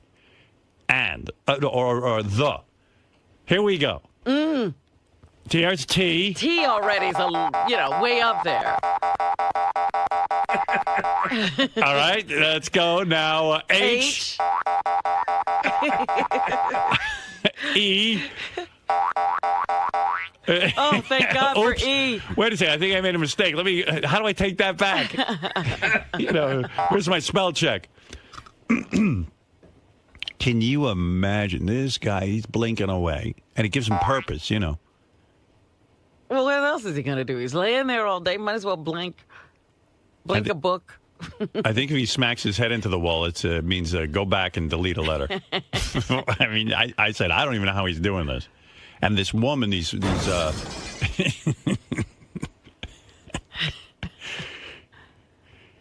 even with the blinking, he spelled better than Tim. We have a couple of notorious bad spellers. Who else is a bad speller around here, Gary? Well, Sal's pretty bad. Sal's the worst. Yeah. Tim could beat him in a spelling bee. And Steve Brandano could... oh, no kidding. Yeah. Where did Steve go to college? UMass Amherst. Yeah, that's got to be an easy school then. Sal says he's smarter than Tim. No, Tim can beat you. No way. Sal, you're the worst speller I've ever seen. Not a chance in hell, buddy. Yeah? Why do you always say you're smart? Because I am. Oh, you always run into trouble with that. Trouble. Trouble. Nice. NICE. Oh, wow. Forensic. Robin. SHUTUP. Forensic. Forensic. FORENSIC. I think that might be right. It is. Whenever Tim's ready, I'll do it. Whirlwind. WORLD. Oh. Whirlwind. WHIRLWIND. He just heard you do that. Yeah. No. I think it's whirlwind. No, it's with a D. Whirlwind. It's wind with a D. Yeah, A wind whirlwind. whirls. I don't know, but I would avoid that in an email. Like, I know I'm not clear on that one. I know whirl, WHIRL, but I wasn't sure if it's win or win. So, you know what I do? I go, fast, F-A-S-T. I know that word. You read my books, there's no big words in them. Because what the hell? Where am I going to come up with a big word? Why bother? Why bother? I have a very limited vocabulary, and I stick to it. That's it. Why would I try words I don't know, especially in email? All right, we'll have a spelling bee between Sal, Steve Brandano, and Tim. Winner gets to keep his job. Sal, rendezvous. He's probably not there. Rendezvous would throw him right over the edge. That's a hard word. Here he comes. Come on, Sal. If he gets Sal's gonna spell rendezvous. If he gets rendezvous, then he doesn't even have to be in the spelling go, bee. Sal. Rendezvous. RENDEVOUS. Why are you shaking? Because I want to get this right. Sal's actually, Howard, he's shaking. No, I'm all right. He's shaking because he's in a bad marriage. You didn't even get Marriage, C-U-N-T. Oh, wow. Oh, boy. Only kidding. Yeah, no, you're not.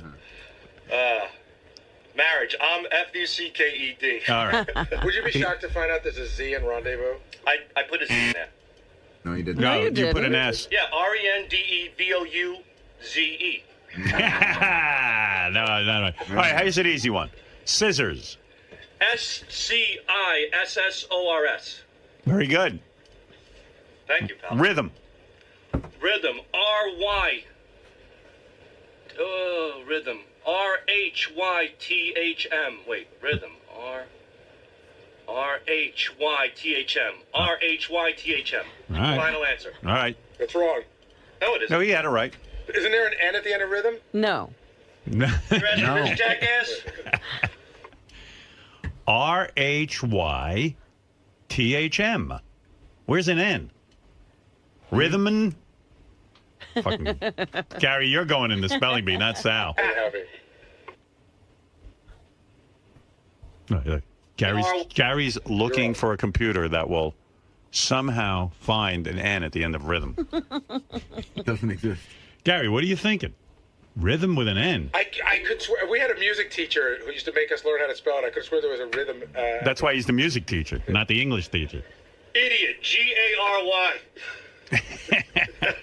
Loser, S-A-L. Did Sal ever spell rendezvous right? Yes. No, he put an E. He put an E after the Z. All right. What about you got the word judgment? Judgment's easy. J-U-D-G-E. Oh, wait. J-U-D-G-E-M-E-N-T. Nice. A lot of people don't put the E in. Bureau? That you can't get. Bureau, B-U-R-E-A-U. Awesome. I think he got judgment wrong. No, J-U-D-G. G-E-M-E-N-T. I'm going to double check with the dictionary. I went to a misspelled words place, and they leave the E out. Yeah, it's J-U-D-G-M-E-N-T. There's no E? Judge. I think you leave the E out. You know what? It goes either It's both way. ways, It yeah. goes either way. I spell it with an E. I spell it with an E. Yeah. All right, Sal. No spelling bee for you. Get out of here.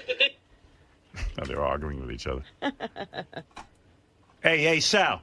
Give you one last one. He's got to fight. We got to get one funny one out of him. Kernel, but like the kernel of corn. K-E-R-N-E-L. Well, right. Colonel is, as in Colonel Sanders is with a C, right? It Yeah. looks like clonal if you pronounce it. Go ahead, let me hear you spell it. C-O-L-O-N-E-L. All right, an extra O, but pretty close. Yeah. Close enough. There you go. I think he spelled colonel. I think. I'm not sure what he spelled. You held your own before with that little spelling throwdown, if you will. Absolutely. Are you tired of being mislabeled as the dumb guy, as the fall guy for all the, history knowledge and spelling and grammar and things like that? Look, I don't know much about geography. Just didn't care for it. I'm not a pilot. I was making pizza as a kid. That's all I cared about. And as far as history is concerned, it's in the past. I don't remember the last shit I took. And that's how I look at that. But it doesn't mean that I am not intelligent. I'm able to spell. I could spell things. As a matter of fact, I spelled so well that I even beat him. What do you mean? Well, when I spelled the rhythm, Gary thought there was an N in it. Are you fucking kidding me? I mean, that is stupid. That right there is stupid. An N in rhythm? R-N-T-N-H-Y-N. Rhythm. You know why I think it's rhythm? Because the way his tongue rolls over his teeth, he hears an N. It's rhythm, boy. Rhythm. So. But oftentimes that's Gary's failsafe, is that when you're ripping on him for maybe some incompetency that's happened during the process of the show, he always goes to your brain power, your IQ, your alleged stupidity. And he has a 122, and I had whatever I had. It was decent, I'm sure. But I even beat him in the spelling. Twice, as a matter of fact. There was another word too. No, you got it wrong, but I got it right. So yeah, I'm pretty good with my spelling. I'm pretty confident about that. Does it fire you up a little bit when you're the constant fall guy for these types of games?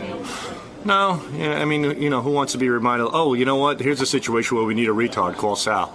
That doesn't really fire me up, but it was a good opportunity for me to prove that I can indeed spell. I can do a lot of things that you don't know about, things that you'll be hearing about. I could change the world, my friend. I believe you. One letter at a time. You just got to get in that rhythm. RMTYTHN. Rhythm ball.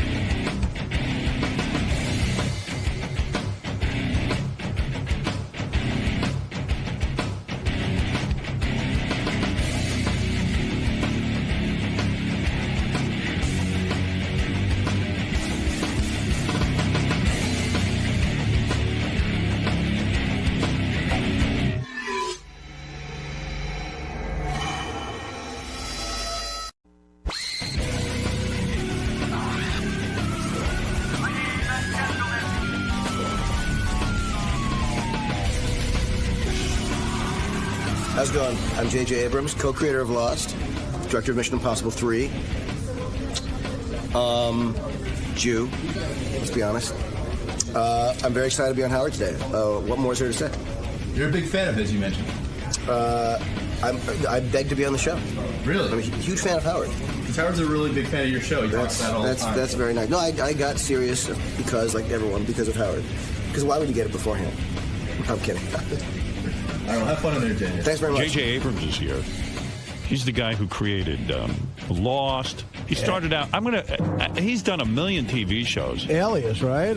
I love Alias. Yeah. There's the guy. I met him when he was just doing Felicity, when he was a nobody. When nobody wanted to talk to him, I met him.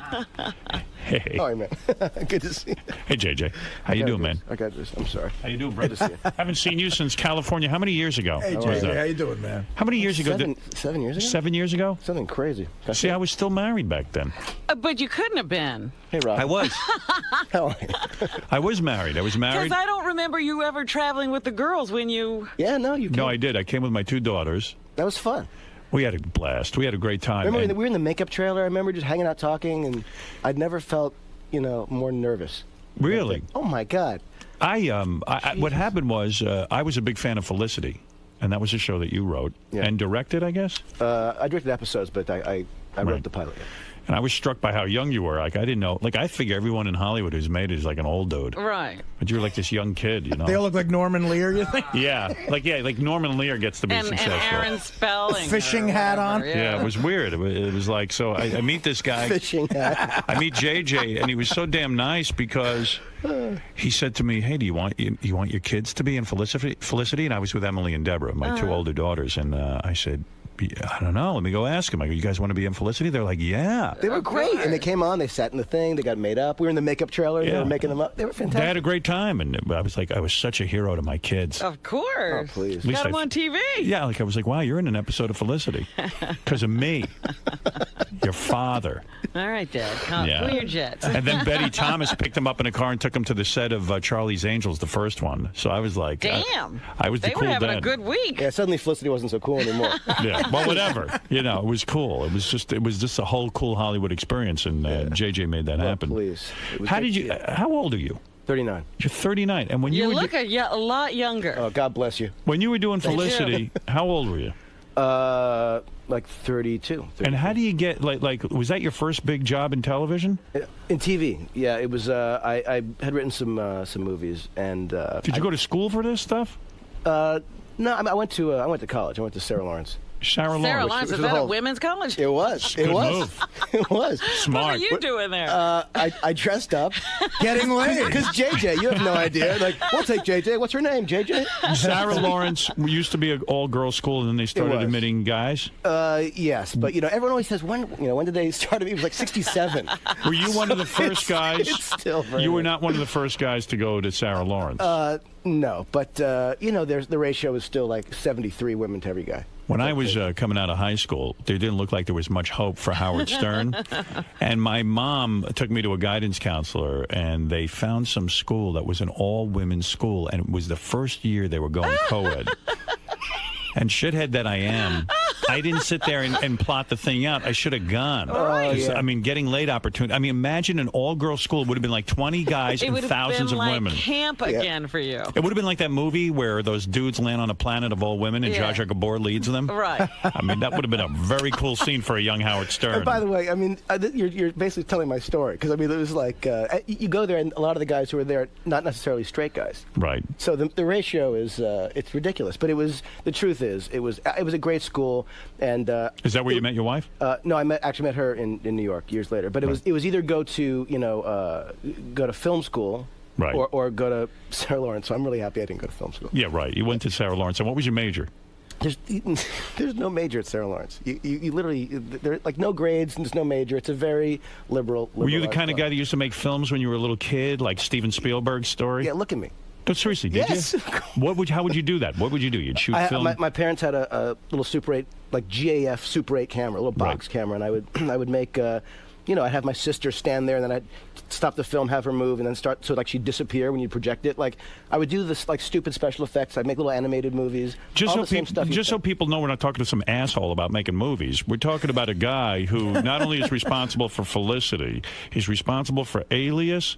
You're the director of the new Mission Impossible movie, Mission Impossible 3. We'll talk about that. You also did Lost. You co-created Lost.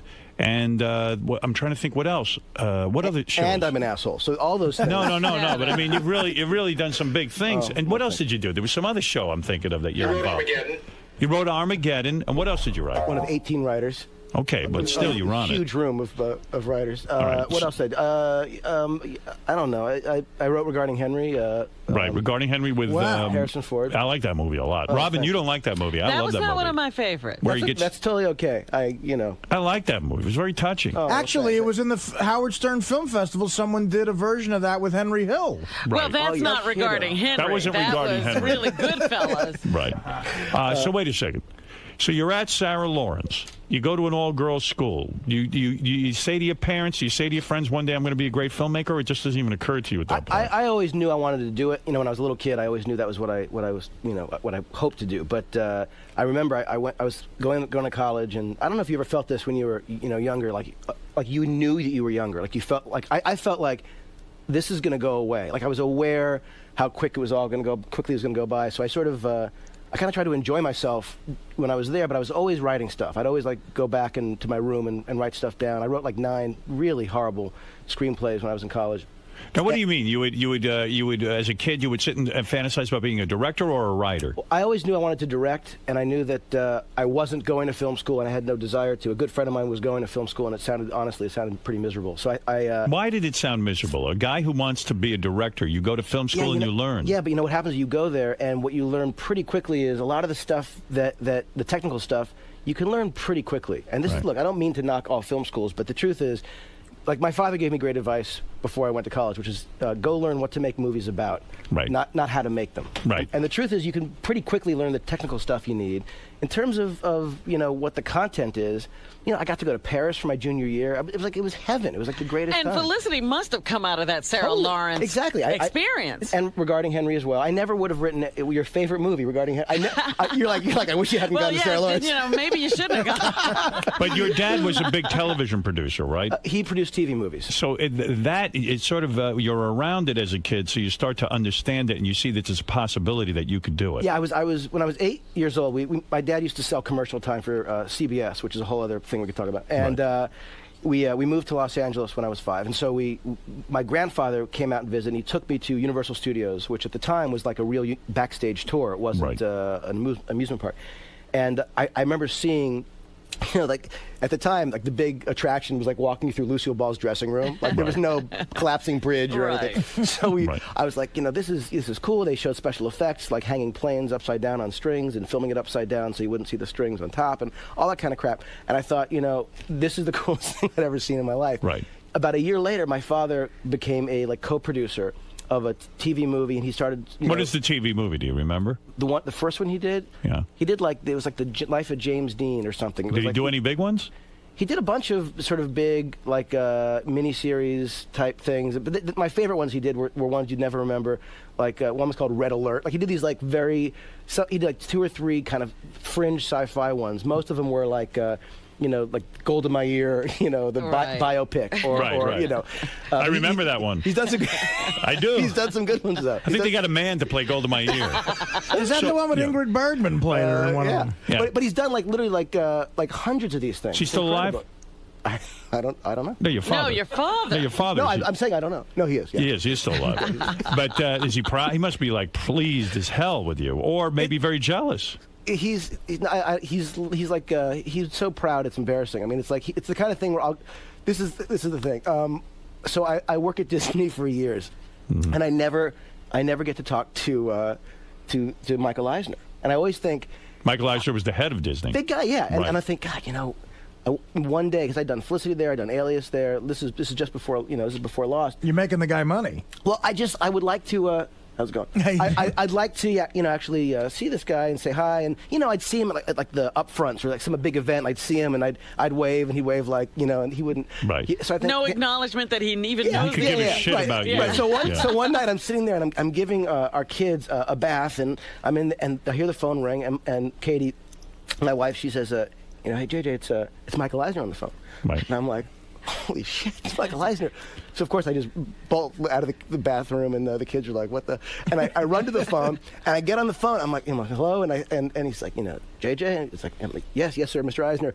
And he's like, how's it going? I'm like, it's going well. I think this is finally this, moment of acknowledgement that, I'd worked for them and done a decent job. And he goes, so I ran into your father. He says, I never call you. I should call you. Oh, Jesus. Oh, God. My dad literally, at the market, ran into Eisner's like, you should call my son. So meanwhile, you're bathing your kid. Michael Eisner's on the phone. You drop the kid in the tub. The kid drowns. They forget all about the kid. It was a bad story. Oh, that's great. Yeah, so my dad's very proud, and Well, think of it this way. You've had vindication. Michael Eisner's now hosting a bad cable television show. Yeah. You know what I mean?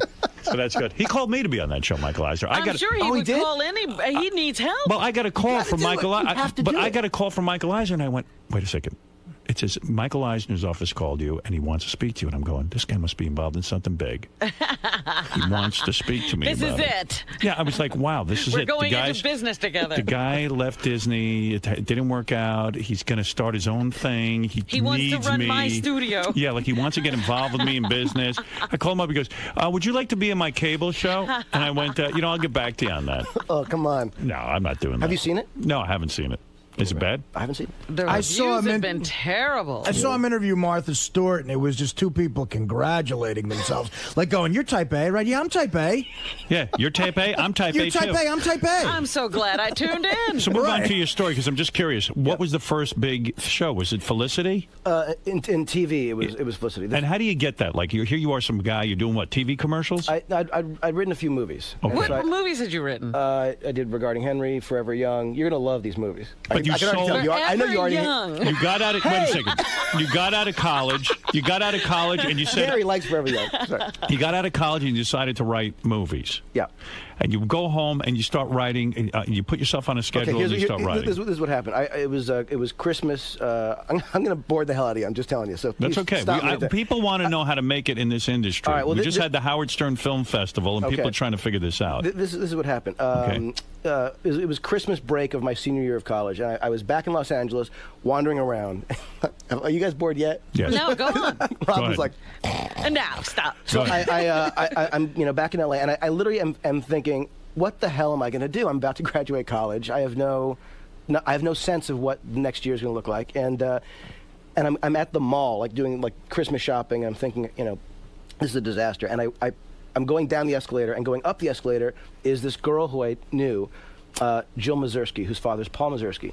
Right. And I hadn't seen her in a year or so, and I said, hey, And she had an agent, and she had sold some scripts, and she was like doing what I wanted to do. Right. Did you have an indication that you might be really good at this, that you were brilliant? Oh, please. You can't. Seriously, no. I mean, No, I'd written like 9 screenplays in college that were all pretty bad. Okay. All of them. The feedback you got was, hey, this is not good. I would show some like friends, and they'd be like, yeah. So how would you know how to write a screenplay, though? Since you didn't go to film school, like, how do you know how to honestly, do it? If you buy a screenplay, because you can buy them, right. and you read and you see sort of how they're structured. There are books. They're like diet books. There are a million books on how to write. Right. There are even more now. I actually like those kind of books because they make me feel like, oh yeah, I can you're getting like a coach, So you're saying you did a lot of it by instinct? Well, a lot of it was instinct, and a lot of it was reading other scripts and seeing what it looks like. It was self-teaching. Yeah, right. but it was like that's not hard. And there are a million assholes who write scripts all the time, and they're horrible at it. So you never really know. But anyone who actually can finish a screenplay, you're in the top 10%. Everyone says I'm going to write a screenplay, and no one finishes it. It's hard to think stuff through. It is, but a lot of what it is if you figure out.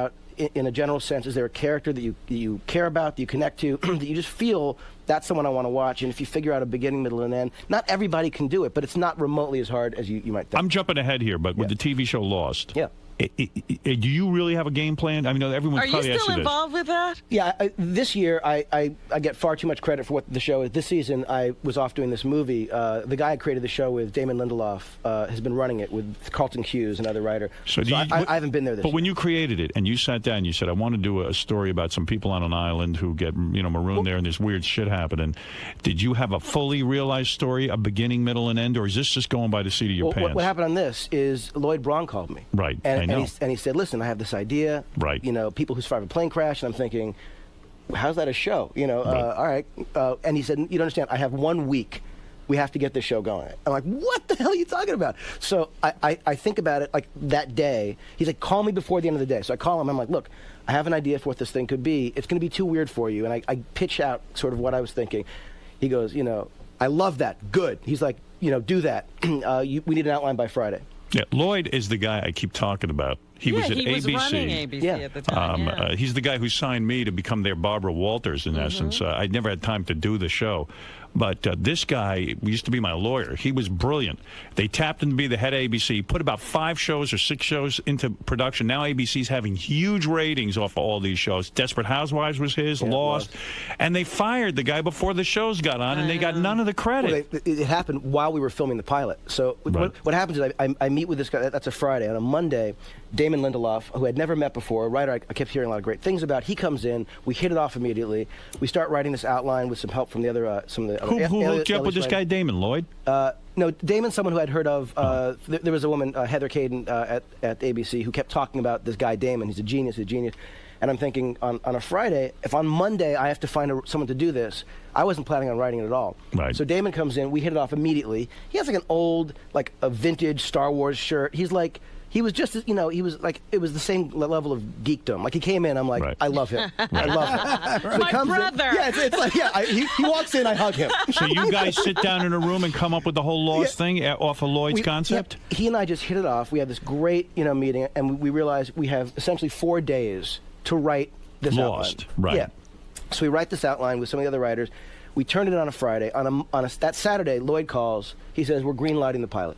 Wow. And he says, you have 11 and a half weeks to finish writing it, cast it, shoot it, cut it, turn it in, and it's a 2-hour pilot. Wow. And I'm thinking, what? And I liked it enough, and I thought, okay, I'm going to direct this thing instead of looking for a director. So we started writing scenes that next week for auditions, because we couldn't start from the beginning, because we had to start auditioning people. You had to find actors. Yeah. What was great about that was we got to bring people in who kind of inspired some of the characters. So some like, the guy like Jorge Garcia, who we saw in Curb Your Enthusiasm.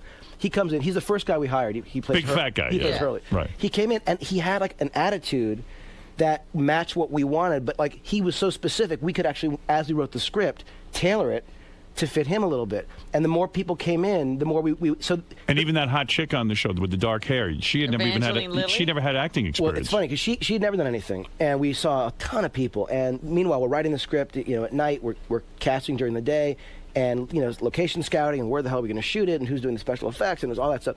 And we kept seeing people. There was someone I thought maybe could do it, but I still hadn't seen. It's that thing when we cast Felicity and Alias. Wait a second, though. Back up for a second. Yeah. So you didn't answer my question. We have 7 stories happening right now, by the way. I know. Yeah, we've got all kinds of threads out there. But back up. When you were creating Lost and you sat down with this dude, do you know where this show is going or not? I was going to get to that, which is that we just figured out this is sort of what we want to start with. Right. To jump ahead, once we finished the script, once we had our cast, and finding Evangeline was an incredibly sort of last-minute thing, which I can tell you about. But she was terrific, actually. You like her? I think she's good. Yeah, I think she's great. Yeah, she ended up being great. But what happened was, we wrote the pilot. Then we had to write basically a Bible, which was like, where does this show go? What are the big movements of the series? And as you write that, what you do is you find that there are things that you think that's going to be great, but episode 3 in, you go, no, we're never doing that. Like the Bible ends up changing enormously. But what the closer you get, I always think it's sort of like it's like climbing a mountain in the fog. Like the closer you get to the top, the more you realize, there are paths you're going to take you never could have anticipated. So you're not sure where this thing's going to end up? We know where Do you know what the hatch is? I mean, you have in your head what the hatch is and how it got there? And all that stuff with the numbers and the computer and that whole thing? You know what the numbers in the computer mean? Yeah, there are the big pieces. Yes, there are the big pieces that we know we want to get to. Those haven't changed, but like along the way, there are so many different things. So that there will be probably because you don't know how long the show's going to last. Right. They don't say to you, okay, we want it to last 3 seasons. We're like, great. They'll want it to go on for 50 seasons. So in other words, exactly. You knew from almost the beginning whether or not, for example, this thing is a dream or not, or if this is heaven or hell or not. Right. And one of the great things that Damon said at the very beginning, and this was to me the key, he said there should not be one answer to this show. It shouldn't be like a Sixth Sense, like, and they're dead, and that's why everything. Right. You know what I mean? Like it has to be like.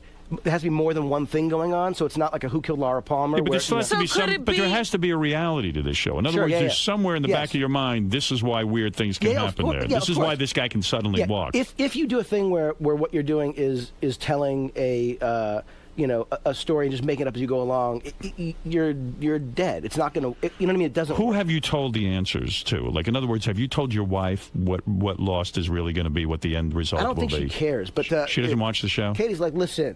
No, Katie. She doesn't care. She actually, when I tell her ideas, she always invariably has a better idea. Like I'll tell her, and I'm thinking this is the greatest idea, and I'll tell her, and she'll be like, and I'll think it's going to impress her, and she'll be like, why don't you just do this? And I'm like. And I just know it resonates. I'm like, that's a better idea. So who have you told? Does Lloyd Braun know the ending of Lost? In other words, does he know what this island really is? What is really happening? Yeah. I don't think once he, went away. It was funny. We had him. Lloyd's trying to figure out what's happening at Yahoo. Is what you're saying? Yeah. He's got another island he's on. Yeah. What is? Wait, listen. When he was he left ABC, and so we thought, look, it was his inspiration. Right. So we had him come and do the thing at the beginning where it says previously on Lost. Right. That's Lloyd. Yeah, and we pitched his voice down a little bit so it didn't sound, And then it came out in some article that like it was like a slam against Bob Iger, where all it was like a little gift to him to say, look, he's part of it, but they took that away. But we have meetings all the time with with ABC, with Steve McPherson, who's there now, and so they know a lot of the big pictures. Like the end of this season is mind blowing. If a kid was dying of cancer. And his last wish, he says, I'm going to live for 3 weeks. I want to know what the end of Lost is. Right. Would you tell him? In that case, of course, we would tell him. But you would? Well, you would risk? Who here wants to be the dying kid? If we could trust him. Right. You would put him through multiple screenings. Just screenings. he's dying doesn't mean you can trust him. But here's the thing. Let's say he's dying and you can trust him. The thing is, I probably wouldn't want to do it because invariably, as things go on, like it's always going to sort of adjust a little bit here and there. How many people know the end of Lost? And then I'm the guy who lied to the kid who's dying of cancer. No. How many people know the end of Lost right now? Would you say there's 4 people on the planet that understand it? I would say in terms of like all the information that there is, there's probably 4 people. When you hire a new writer, don't you have to sit and tell them the game plan? What you do is you tell them, as far as the big picture stuff. So even the writers don't necessarily know. They have to know what the island is if they're going to write for it. Yeah, but how many writers are on the show now? How many? Not a lot of writers right now. Because you want to keep this thing so hush-hush. Yeah, I mean, you got to keep it low-key. I mean, look, if it's the kind of thing where, everyone knows everything, then it's suddenly, how it is, then all of a sudden it's everywhere. When you were at Sarah Lawrence College, did you get laid a lot? So honestly. I have to say probably about 400% more than had I gone to USC. Right. So you did get laid a lot, but when you and by the way, that could be once. You got married young, right? I got married when I was 30. So before your big success, or no? You were in the middle of your success. I done some movies, but I hadn't done Felicity yet. Are you sorry? I mean, you appear to be in love with Kerry Russell. I mean, to the point where it's obvious. Yes, because I work with her. Well, you put her in Mission her Impossible. You put her in Felicity. You obviously have a crush on her, and you're not talking about it. Did you try to get in her pants? I don't think. Not one time. I'll tell you something. Kerry Russell is. She's like an angel. Like she's gorgeous. She's right. I don't know how you meet her and see her. Would you like to bang her? Are you sexually attracted to Kerry Russell? Be honest. I think she's beautiful. All right. Would you like to make love to her? Unbelievable. Is Kerry here? No. I'm asking you. I'm asking you. Would you like to make love to Kerry Russell? I'm happily married to my wife. You've never beat off to Kerry Russell. Oh, this is unbelievable. No, it's not. It's an outrage that you won't answer. That wasn't no. Did you or did you not ever beat off to Kerry Russell's image in your head? No, this is unbelievable. No, it's not unbelievable. I work with her. It's like. Do you ever beat off to Robin? Not to Robin. I have. Absolutely. Maybe twice. Stop it. I totally have. You see what I'm saying? In 21 years, yes, I beat off to Robin. You never beat off to someone you work with? This is a fantasy girl. When I did my movie Private Parts, I don't think there was a woman on the set I didn't beat off to. Come on. Absolutely. But isn't it awkward though? You do that, then you go the next day and you're like, "Hi, how are you?" You beat off. No one knows what you're doing. And you're such a free thinker. I can't believe you wouldn't beat off to what? You never beat off to Evangelina Lilly? No, here's Evangelina. The thing. Whatever her name is. But I think part of what it is when you actually, and maybe this is different. Are you being honest? Yeah, when you work with someone, that's more reason they become more attractive to you. Really? Every director falls in love with his leading lady. Apparently, you know that. apparently we're not professionals, Harry. No, I'm telling you. Oh, come on. This is. No, be honest. That is what we hear. What my point is you're having tremendous success. You're the director of the new Mission Impossible 3. You've got Lost. You've got Alias. Jennifer Garner. You never beat off to her? Listen, no. Look, JJ. Have you met my wife? I never met your wife. Well, you should. You're telling me, as good looking as your wife is, you don't think about other women occasionally? Of course, you think about other women, but I'm not going to make a Make a what? I'm not going to What? I don't know. I just say this is like what? What? This ain't the Michael Eisner show. The thing about Mission Impossible 3. Yeah. No, I'm kidding. Are you embarrassed by me asking you this? I was much more comfortable talking about Lloyd Braun. Let me ask you something. Did you ever beat off to Lloyd Braun? Well, let's ask something. You do still masturbate, don't you? Well, Robin, you and I have discussed this before.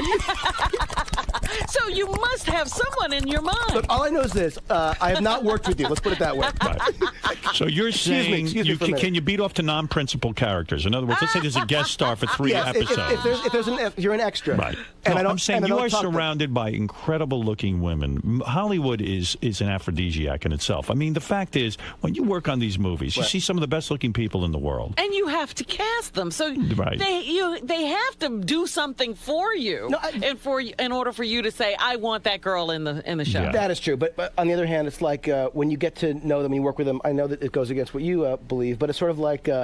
it's a little like working at an ice cream shop. You go, hey, and then you get home, you're like, you want anything else other than that stuff that you work with all day. So you're saying you don't get tempted throughout I know you love your wife, but you don't get tempted throughout the day, the casting, the Jennifer Garners, the Evangelina Lilies, or whatever her name is. Evangeline. The thing is... It is the greatest job ever to get to, in addition to telling stories and getting to direct, having actors come in, men and women both, and working with them. Clearly, when a good-looking woman comes in, it is a better job than most anything else. Are you not one of the most powerful guys in Hollywood right now? I mean, you've got a couple of hit television shows. You're doing a Norman Lear here. And you're directing MI3. I don't. Howard, can I ask some Lost questions? Because a lot of guys out there, we have a lot of Lost questions. We have a lot of questions. We need an hour and a half with JJ. Yeah, he's got to stay here the rest of the day. 2 Lost questions. Go ahead. Because there's a lot of people. One Lost question. Everybody here is big fans of the show, so everybody came to me with the same thing, which is, are you irritated or happy about the frequency that ABC repeats the show? That the show just seems to get repeated a lot.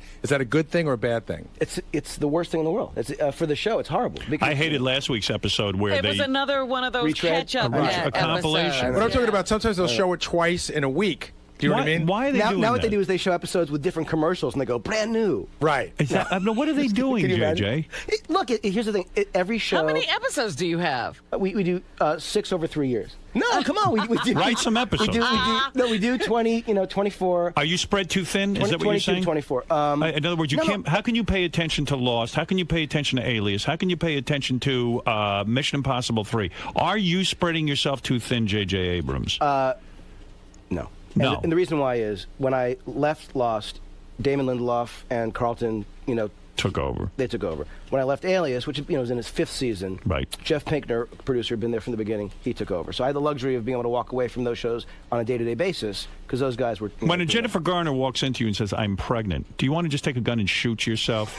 I mean, here she's the hot chick on the show. The reason she's hired is to be the hot chick, and now you're shooting her behind a desk, but you're hiding her blimpy ass They just belly. hired another hot chick. Not only that, her blimpy ass belly. Yeah. They just hired another hot chick. Well, here's the thing. It's not. On the one hand, it's not an ideal scenario. On the other hand, she's someone I've been working with for years. It was sort of an inevitability, and I wasn't shocked. It was right. just the dumbest Affleck thing. hang out on the set a lot? Yeah, he was there sometimes. Is that distracting? No. Was it great? No, here's the thing. Is it great to have these people kissing your ass? No one kisses my No, ass. but was it come on, great wait, that she had an affair with her love interest on the show, Oh, God. and then dumped him, and then Affleck's on the set? I got to tell you, it was. Oh, wow, For about like a month, you'd walk in and say, you'd be like. It's weird, right? But here's the thing. What's amazing is everyone kind of just got on with it. Like everyone it ended up being fine, and sort of one of those things everyone goes through. But I was so stupid when she got pregnant.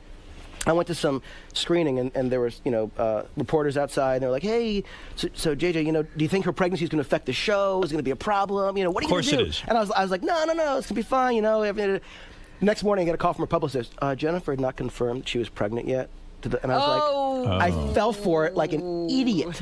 So I ended up being the moron who made it public. I'm such a moron. Are you the type of guy that comes up with these ideas for the show, and then you start doing the show, and then it gets boring to you, and then you have to move on to the next thing? You've got so many fires going at once. I mean, I do have sort of a short, attention span, but I can at least finish that sentence. I'm not that bored.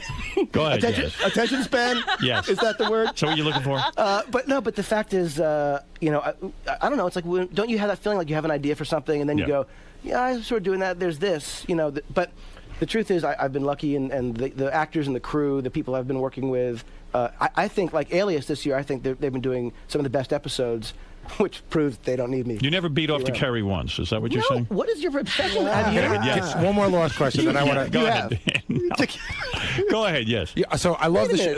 Love the show Lost, and I know they're on an island, and I know that they're hungry, and I know everything. But they're not hungry anymore. They found bunches of food. But seriously, there's one thing that I did have a problem with, and I'm not joking around when I say this. Are we really to believe that hot blonde is interested in the big fat guy? Don't you get that could be his version of heaven? Don't you see that with his numbers? In a mental Did you see that episode? Coma. Yes. You did?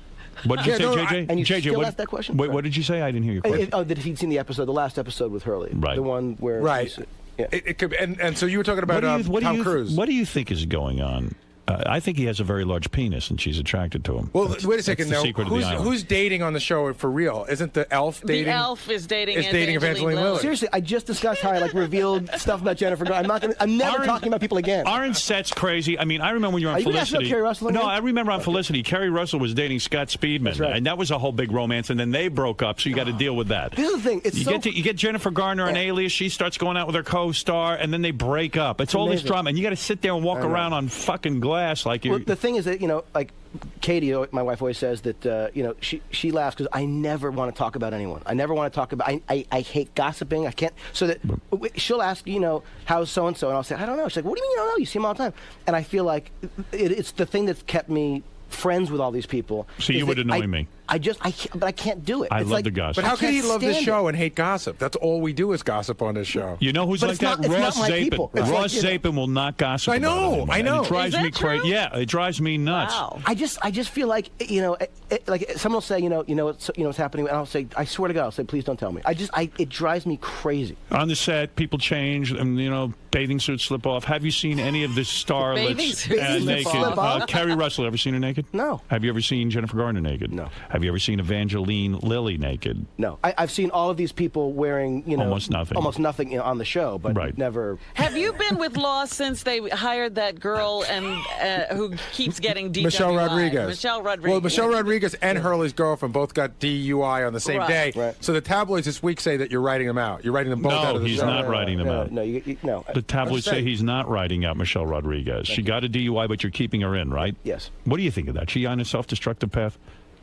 She's a. What's the matter with her? She's got an amazing personality. Like when we first met with her, she's got such a sort of confidence. It's kind of amazing. But what do you think of the DUI? What's up with her? She mental? This is classic. Obviously, that's all a scam. That confidence. Why is she an alcoholic?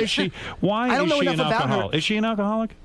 Why is she an alcoholic? Well, if you have a couple of DWIs, that's usually what they say about you. But how long has she been an alcoholic? I got a question for both those people because they got the DUI on the same day. Yeah. Is that something that you hear in the news, or does your phone ring in the middle of the night like, JJ, listen, this shit's going to hit the fan and you got to know? Usually it's like, the first thing in the morning you get a phone call like, so-and-so got robbed or so-and-so got, and you're like, oh, shit. JJ, are you a multi-millionaire now? I mean, you've got to be. I mean, you're very successful in television. Yes. I mean, in your presence, I'm a pauper. In Mission Impossible 3, Tom Cruise hires you. Tom Cruise called him and said, let's hang out. Right. And how weird was that? It was off the charts. I mean, this is Scientology come up the first time. Yeah, immediately. Did you go to the big special celebrity house? Yeah, that's where he found me. That's right. What are you talking about? Are you pressured to take courses over the? I don't believe Tom is a Scientologist. He uses this for publicity. Exactly. No. What happened was I was filming Lost, the pilot for Lost. I had this phone call from Tom, and I swear to God, when I got this phone call, the strength of his voice, he was like, hey, man. It was like on the phone. I was like, whoa. All intense. Yeah, it was amazing. I met him once before, months earlier, for a meeting with Steven Spielberg about writing War of the Worlds. But and you turned that down? I couldn't do it because I was doing Lost. Right. So I got to do Lost, and my assistant, it turns out, when he left my office, gave him DVDs of Alias. Is it hard to say no to these projects when Steven Spielberg calls and says, I want to work with you? My heart... seriously, it was like this. I thought my career's over. This is like the dumbest, because Spielberg is like he's my idol. He's maybe cliche, stupid thing, but he is. Did Spielberg ask you if you ever beat off to Kerry Russell? He kept asking me that. I was like, So Spielberg's your idol, and all of a sudden he offers you an opportunity to work with him, and you have to turn it down. Now, saying no is difficult, isn't it? It's look. I mean, I want to make everyone happy, right? So saying no to that guy, I was like, this is a disaster. But he was gracious, and look, as if he needs me. So that's when you know you made it, when you turned down Steven Spielberg. True or false? You're so busy. False. I felt like I was making a huge mistake, but I did what I had to do, and I go off to do Lost, and I'm filming the pilot. Tom calls. He's like, hey, man. I said, hey. He's like, what you doing? I'm like, I'm directing a pilot. He's like, you sound great. I'm like, I'm feeling happy. What's going on? He's like, I watched Alias. I watched every episode. I was like, what? Right. I didn't think he knew about TV. Right. So I said, he's like, when you get back to L.A., let's hang out. Now, what does hang out mean? What do you do? Please, the first thing in my mind is, what I can't even fathom. Like, I had a meeting with him, but it was so surreal because it was him and Spielberg that literally in the middle of the meeting, I had to say, can I just say one thing? This is really weird. Like, I had to make a comment to myself because it was such a self-deprecating comment. It wasn't even self-deprecating. It was truly it was overwhelming to have these two icons, my absolute idol, and this the biggest movie star in the world sitting in my office. When you hang out with Tom Cruise, are those black kids? He has black kids. What does he have? What are his kids? The black kids. Where Unbelievable. Who is more? Well, with Spielberg and Cruise, you got all kinds. Spielberg has black kids. Cruise has black kids. Are the black kids around? There are two kids. Did you have to play basketball? Are there a lot of black people? Whose kids are blacker? Did you ever beat off? Whose kids are blacker? That's a good question. Spielberg or Tom Cruise? I don't know. Talk ghetto around the house. You don't know whose kids are blacker? Yeah, who's more ghetto? Hey, yo, what's up? What's up, man? JJ. Yo, my dad directed Jaws, bitch. Were you always in JJ? Yo, my dad was in Jerry Maguire, motherfucker. Fuck you, man. Hey, yo, you ever beat off to Felicity? Your dad ain't shit. My dad directed Schindler's motherfucking List. Yeah? My dad was in MI2 and 3. Dog. What is it like with the black kids? Take us into that world. We're fascinated by it. You've actually seen it. That was unbelievable. What's my dad is a Theta 7. My What dad is ain't it- into that shit. What is it? Your daddy's a Theta 7? Your dad's a Theta 7. Your motherfucking dad's crazy. My dad's a Jew. My dad's one of the chosen motherfuckers. Your dad's into that crazy L. Ron Hubbard bullshit. My father's a chosen motherfucker. You see, this is why I bought Sirius. Literally. So when I'm driving, I have these moments. What Oh did my you? God. What are you talking about here? Talk about that. Did That you was meet amazing. Spielberg's kids? I've never. But you met Cruises. Yes, of course. They're around all the and they're black children, right? One of them is. One of them. Is. One of them is, but Right. Did that freak you out, or did you find that to be odd? Or what are you talking about? I mean, it was different, Did it right? freak me out? Do they know the ghetto speak, or do they speak like a Yeah, white I mean, is person? Tom keeping them close to their culture? No, or here's what? the thing. No, these Does he are. take them to a black neighborhood, to Compton? so they can Yeah, how do they play the dozens about mothers like, yo, your mom's Nicole Kidman? No sense of humor, those kids. It must be. Are they in gangs? What are they doing? Yeah, right. What are these kids doing? Your mother's from down under my ass. These are two of the. These kids are. These kids are very down to earth kids. Honestly, they're the greatest kids. Yeah. I am not kidding. They're wonderful kids. So you got to know the kids. Yo, your mother sucked in Raiders of the Lost Ark. So this is quite a story. What you're describing. These black children are confused because they. What are you talking about? I mean, No. it has to be a wild situation for them. Well, just like Artie said, your mom's Kate have you never heard of Castro, Come on, it's Nicole adoption. Kidman, They adopted two of the these whitest kids. women on earth. Yeah, I mean, it's crazy. What is it like to walk around with Tom Cruise, who's so white? That's the Minority Report. Are you considering adopting black kids? Yes. Just Good a move. minute, Come just on. a minute. Good move. What do you? So when These you are meet Tom fantastic. No, Cruise, I just want to say Yeah. these are great kids. You Right. would love these kids. I know, of course they are. Come on. Of course. Do you think We make Zarustra? jokes. You know, Do you think Zarustra, who is Angelina Jolie's child, will She be sounds hanging like out? a drug now. Zarustra. Do you believe Zarustra will be hanging around? Zarustra. Zarustra. Don't speak Zarustra. Can cause liver damage. Urethra. So what you're trying to describe? Yo, the to us- second Lara Croft was bullshit. Do you think Zaruski will defeat Suri? All right, so Oh my God! Now That, do you that go was to seriously t- the greatest. do you run. go to Tom ever. Cruise's house now? Do you? Yeah, not since You they had do. the baby, because apparently it's a mob scene. I bet he has a pool. You didn't. Well, you have to go to a workshop before you can see this baby. Oh no! Is Come his on. house off the charts, Tom Cruise? It's a very nice house. Yeah, are you able Did you to? see the sonogram? Where's that set up? Yeah. No, I didn't see a sonogram, but no, he told me that he got the machine. See, this is like he got one. Do you think because the new baby is white that? He definitely wanted He's to superior? see it before. No, do you think no. that baby will be treated more special? That and this baby's will gonna cause a glow rift? in the dark from all that. I mean, I know you don't like to gossip, but Yo, Tyrone, get Suri some dinner. God damn a white baby! Damn it. Wow. Life was great before they had the white baby. Yeah. Right. You guys. So you. Yo, your father ruined Kubrick's career, man. Your father killed Kubrick. All right, let's go to some phone calls because JJ God, has this is limited time. unbelievable. Mission Impossible 3 in theaters this Friday. Is it as good? Or, I am not a Mission Impossible guy. The trailer is I like very them. good, and you've got a great cast. Is there a lot of pressure on you? Because seriously, this is a big budget film. How much money did it cost to make this film? Be honest and don't lowball it. I don't know the final thing. It was north of 150. So. North of 150. Wow. That's the a lot of first money. two were made by a Wang or a Wu or something like that, De right? Palma and John Woo. Yeah. Right, and this is big for you. If this film does well, the world is is your it. oyster. If it tanks, no one's asking you to direct another film. Let's be honest. Yeah. It's a franchise. Yeah. Did you consider that it's too much pressure? Did you tell Tom Cruise this is too much for me? No, honestly, I was never daunted by that stuff because it all kind of happened in stages. Like I got to hire the co-writers I wanted to work with, the crew. You wrote the script. Co-wrote it, yeah. I have confidence now that this might have a real story. My criticism of the first two Mission Impossibles was that there was really no story. It was That's all right. action. See, in the first movie, it was sort of like a suspense exercise. The second one was all about action. This movie, and I'm switching into sort of like salesman mode here. Go ahead. That's okay. Can you feel that? I understand it. But the thing is that I wanted to see what it was like to actually be a person and do the kind of shit this guy does. Like, what is it like to be, you know? I was a fan of Mission Impossible, the TV show. There was always an intriguing story. I know, but there was a team in that thing. Yes. And that was fun. There was no team in the first two movies. Right. It was like They a killed off standalone the team, I know. yeah. You go, He a might as team. well have been James Bond. That's the thing. So Right. this movie, it's like you got a team, and you have Maggie Q. I don't know if you know Maggie. She's incredible. You ever beat off to her?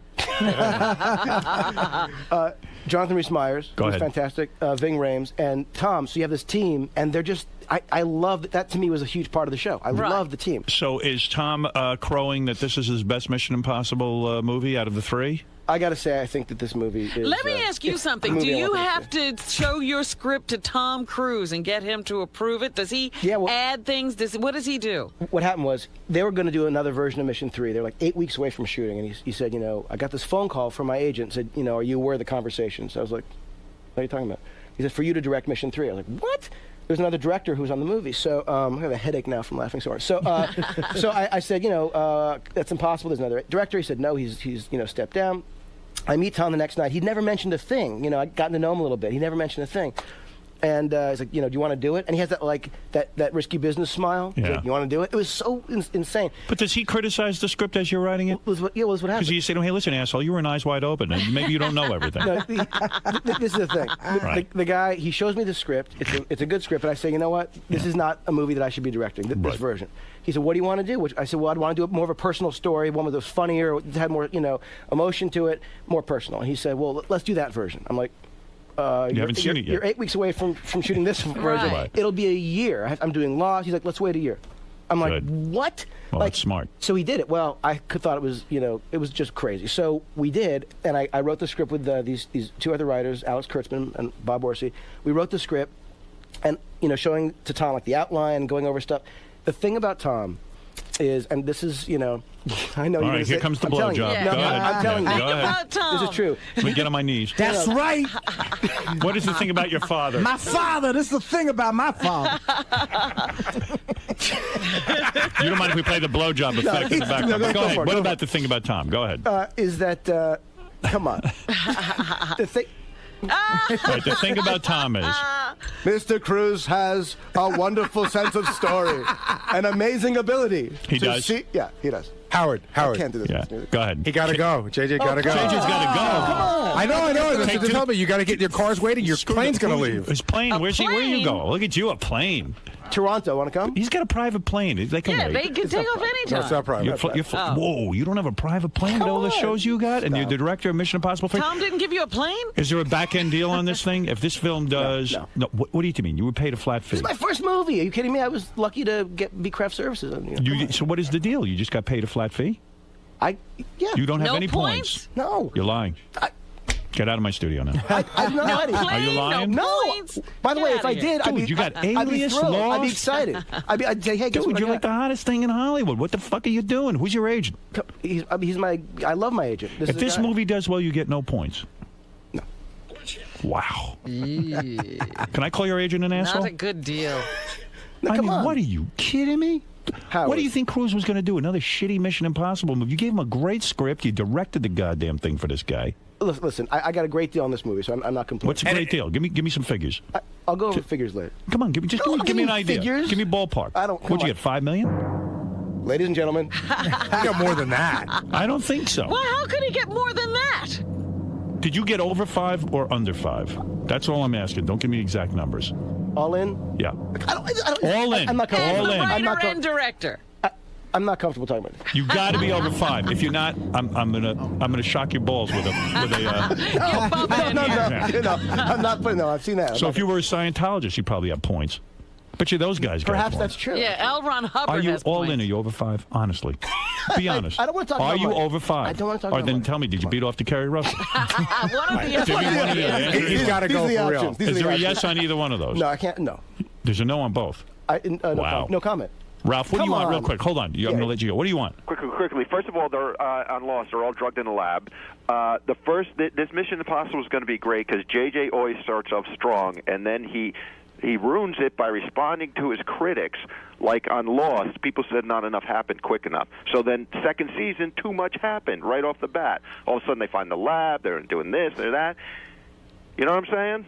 No. And in Alias, I love Alias, Lost. you started dumbing it down because people said it was too complicated. I gotta say, the Alias was too complicated for me. That show was so Alias was complicated. great. I watched, Started off great. You know what? Yeah, Great. I watched an old episode recently, and literally I was like, "The fuck is going on?" Like, literally, You didn't know what was going it was on. I loved it when it was like that. Good guys pretending they're bad guys. Bad guys didn't know they were bad guys. The good guys knew the bad guy was there. The bad guys it was very confusing. I gotta say, I love that show. And then last week I tried to watch it, and I tuned it in. I'm like, oh great, I'm gonna start watching Alias again. I tuned it in, and there's Jennifer Gardner running around with that big belly. I turned it right off. Yeah. Well, she's ridiculous, and she had no right to do that to JJ. Oh, It didn't hurt the show at all, her No, pregnancy. No, it's not right. It didn't hurt it at all. Well, JJ, I had a million things to talk to you about. I had a lot of notes, a lot of things underlined. Thank you for letting me come on. I begged to come on the show. You should I'm a have huge answered fan. some questions. Yeah. Come on. You were very shy. Mission Impossible 3 in theaters this Friday. Thank you. Kerry Russell's waiting for you in the plane naked. I know that. I don't know what went on there. If whatever happened, hey, I hope it's okay with your wife. Oh, please. I wish you tons of luck. You're very nice to me. Oh, You're a please. very talented guy. I enjoy all your shows. I love you too. I really do. And I've been a fan for so long. And this is great to see your success. Hey, JJ, how'd it go in there, man? I never wanted that to end. What's more fun than this? Are you kidding me? Seriously? I just don't want to leave. There's a lot of Kerry Russell masturbation-related questions in there. Well, I asked for them.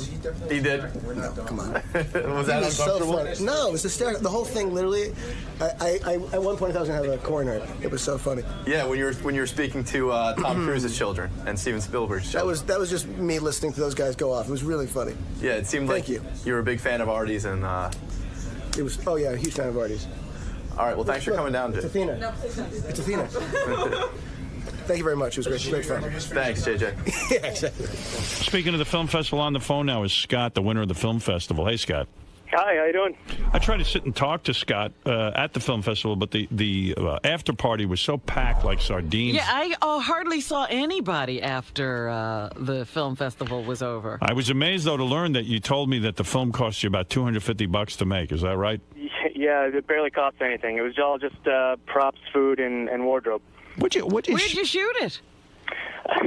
I actually shot in an old funeral home that has been closed down and is about to be renovated. So had that nice 60s look.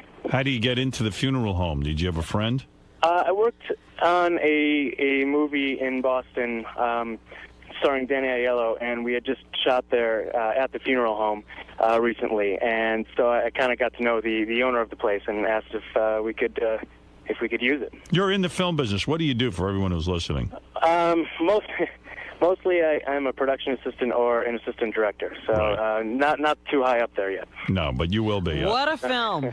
Yeah, I think thank that I was talking to Richard Roper afterwards, and I was also talking to Todd Phillips, who's a director, and he said that guy will definitely be working in the industry. He will direct a film. Well, that's what Richard said. I expect to be reviewing his feature-length movie someday. Yeah. I hope so. Yeah, you Great job, man. Really cool. Yeah. And Scott Thanks, Artie. Thanks. Scott took the prize. It was $15,000 cash.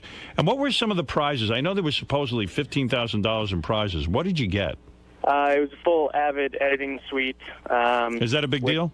Oh, it's a huge deal. Right. Yeah, it's a huge deal, and all the equipment that comes along with it. There's some music scoring.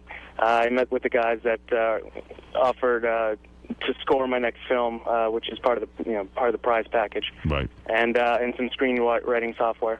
So you were happy with all your prizes? Oh my God, it's amazing. I mean, the whole experience was just it's priceless, and I mean, the prizes are just bonus, really. I mean, after the experience. Let me ask you something. Have you ever entered other film festivals? No, not really. I mean, I've made some films. I've won some smaller awards, nothing really worth mentioning, but more local to where I'm originally from in Michigan. But how'd you learn about our film festival? I heard it on the air. As soon as I heard it on the air, I went right to work. And as soon as you heard it on the air, how long did it take you to come up with this concept of me, Robin, and Fred being ham radio operators? It was a little bit of a process. I kept trying to think of ideas, and all the ideas I was coming up with involved having you in the movie or Artie in the movie, and obviously that wasn't possible. So I was trying to think of having versions of you guys, and then are you old, are you young, and the young thing kind of stuck, and then it was just a matter of finding a setting where you would all meet and are you pen pals, or is there a place that you could be together in person? And the over the airwaves thing just was too perfect and just kind of popped in my head. And Was it very scripted, the movie, or did a lot of it happen ad lib? No, it was very, very scripted. Every line in there was scripted. Yeah, did you think those kids were going to ad-lib that? Well, I mean, I thought maybe when I was watching the editing that maybe you had that Howard kid saying a lot of different lines and then just used the ones that worked. Well, the original script was 8 pages long, and a rule of thumb is 1 page per 1 minute, and so the original cut was 8 minutes long. Right. And so I had to cut 3 minutes out of it. So there was a lot more to it, but I had to cut the conversations a lot shorter. Hey, dude, it was so perfect, and I wouldn't have changed a thing. But did you toy with the idea of maybe having like a young Jackie come in at the end or something like that, or Baba Booey? I did. I thought that. Well, my original idea, I wanted you in there, Artie, but obviously that time-wise, it didn't fit. No, Artie wasn't born. Maybe it would have been funny to have Jackie as like a 21-year-old. Right. That's funny. 40 years old. Yeah, coming in and writing a joke for you or something. But not that I would have changed anything, but I was wondering if you toyed with Baba Booey or a Jackie reference. Yeah, I was trying to get maybe one more character in there, but I just needed to tighten it up, and I knew I was going to have to cut a lot out of it anyway, so I kept it down to the 3 characters. And what was the direction to the kids? Because everybody remarks at how like us they were. Well, I know 2 of the kids' parents are actually very big fans. In fact, John, the boy who played Howard, his mother is a huge fan and was trying to get tickets to the film festival before he was even involved. And a little side note also is that John's birthday is the same as Howard's back birthday, so it's kind of destiny there. Wow, yeah, that's great. But yeah, so the parents are big fans, and I'm sure that the kids have heard it, just in passing also. And so I think they kind of knew coming into it. Well, Scott, I got to tell you, what I'm hoping for out of this is that it does provide some opportunities for you. If anybody goes on Howard TV, which is on demand on your cable system, you can see this film. It is a really incredible film. It's called Radio Daze, D-A-Z-E, and I think it's choice or option number 4. Radio Play. Play. Plays. P-L-A-Y. Why do you say days? I thought it was Radio Days. No, it's Radio Play. Radio Play. Radio Play. Oh, okay. I got it wrong. I'm sorry. But I went home and watched it again and showed it to Beth, and she was just really moved by it, too. It was really, really cool. My mother was blown away by it. She watched it on Howard TV, and I mean, everybody was. I got to tell you, when it played, and it was in the middle of the pack of films, right. Richard Roper turned to me and he said, "That's the winner." It destroyed. I felt bad for the films that had to follow it, and Ganji assured me they were good enough to follow it, but, I look. assure you they're good enough. But he was right, but they weren't just on that level, Yeah. Scott, didn't you think that farting film deserved to place higher than last place? Oh, definitely. When that showed first, I was, I was laughing hysterically, and I thought, oh shit, I'm in trouble, But it was definitely, it should have been up there. But the top 3, I think, were deserving, and I really appreciate the spot. You got a girlfriend, or you married? I have a girlfriend. Been together for a long time. We've been together for 7 years. So. Did you bring her to the film festival or no? I didn't. I brought 2 guys that helped me out a lot on the film, so I thought they deserved to go. Doug, what do you want to say? I just want to say I'm going to call Scott today, and we're going to go up to his hometown and meet the kids up close and personal with him. Where's he from, Doug? Somewhere in Massachusetts. Salem, Massachusetts, right? And what are you going to do? I live in Salem. What are you going to do? You're going to make that part of the special? I'll do like a whole documentary about the winner of the film festival. Wow. So I think it'll be cool. We'll get some of his raw footage. Yeah. Oh, you got raw footage? That's well, good. I'm going to ask him. Outtakes and stuff like that. Yeah, That'd be definitely. cool. Scott, how old are you? I'm 27. Yeah, everybody kept asking me. I said you were between 25 and 30. I didn't know exactly how old you were, but man, you got a bright future, brother. You know what you're doing with that camera, and you shot that with like a video camera, right? Yeah, it was shot on DV. It's a new camera that actually has an HD component, but we didn't use it, so we did not shoot in high def. Oh, what is DV? I don't understand. It's just high definition. It's a really clear picture. It's it's a new thing. What does a camera like that cost? A DV camera? A DV camera isn't that bad. You can find them. Cameras very, very expensive. But when he says he shot with a DV camera, is that like a video camera like you hold? Yeah. It's just digital video. Wow. Yeah. I think it's a camera that we use in the hallway, and they run anywhere from $2,000 to $6,000. And then you download that into your computer and you edit that stuff? Exactly. Wow, that's pretty good. How did you get that? It had an atmospheric look. It was like a little darker. Yeah. It was really. I thought it was shot on It was good cinematography. Yeah. Well, I gotta attribute that to my director of photography, Andy McCarthy, who is just. He did a good job. Do you gotta he helped with the lighting and he worked the camera. So I mean. So do you have to split your prize money with those guys? Yeah, I'm definitely going to pay everyone involved, including the kids, and they all deserve it. So. All right, real good. Hey, Scott, congrats, and really, by showing it on Howard TV and all the publicity we got around this, a couple of people, including Todd Phillips and Richard Roper, said, "Boy, this guy's going to be directing." So, I think this will get you a lot of exposure. I hope it does, because. Have you heard anything yet? Yeah, I mean, I've got some meetings of, shaking a lot of hands, gotten a lot of business cards, but nice. Yeah, I definitely think this is a life-changing event, and I just want to thank you, Howard. This is enormous, bigger than expected. Scott, I hope this inspires you to do more films, and I know the guy from Avid was saying some nice things to you too, like talking about he wants to help you with all your films. And, yeah, definitely. He was a good guy. I met Maybe him. all your films should be Howard Stern films. Yeah. Why not stick to this theme? Is there a way, like maybe we could sign Scott to do a film a month? This is the best of the wrap-up show. A recap and behind-the-scenes look with John High and Gary Dell'Abate. The best of the wrap-up show begins now. Hey, it's Gary Dell'Abate, Baba Booey. On Monday's wrap-up show, we had Artie in, and we started having a discussion about how Dan, the Song Parody Man, hasn't paid him back the $6,500 that he's owed him for like 2 years. And Ralph called in, and Ralph was all about like, man, just let it roll up your back. What are you getting so upset about? I don't think Ralph was getting it. I know that if somebody owed Ralph $6,500, he'd be really pissed. But anyway, there's a lot of discussion going on. Here's how it all went.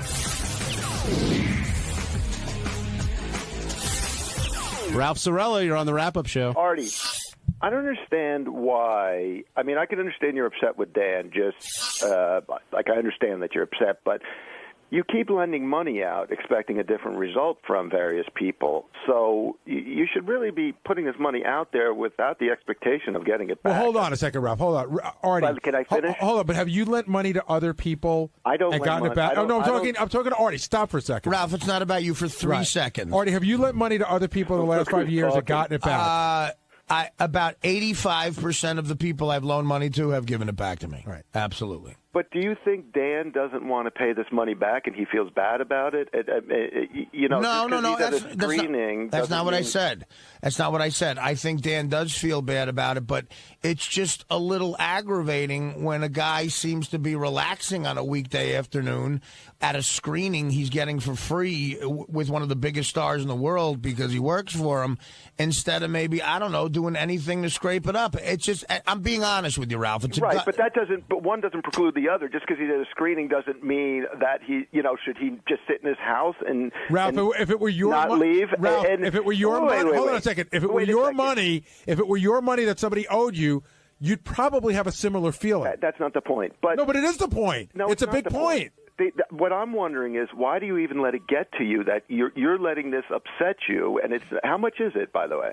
$6,500. Okay, it's not a drop in a bucket, but I mean and I'm not counting your money or how you spend it. I understand, but I'm just saying on a psychological level, why do you even let it get to you? Just, you know what? Fuck it. What am I going to do about it? It's all right, Dr. Freud. Well, listen, I didn't grow up with a lot of money, Ralph, and I don't think you did either. You seem to come from a good family, a good mom. Your sister seems like a classy person.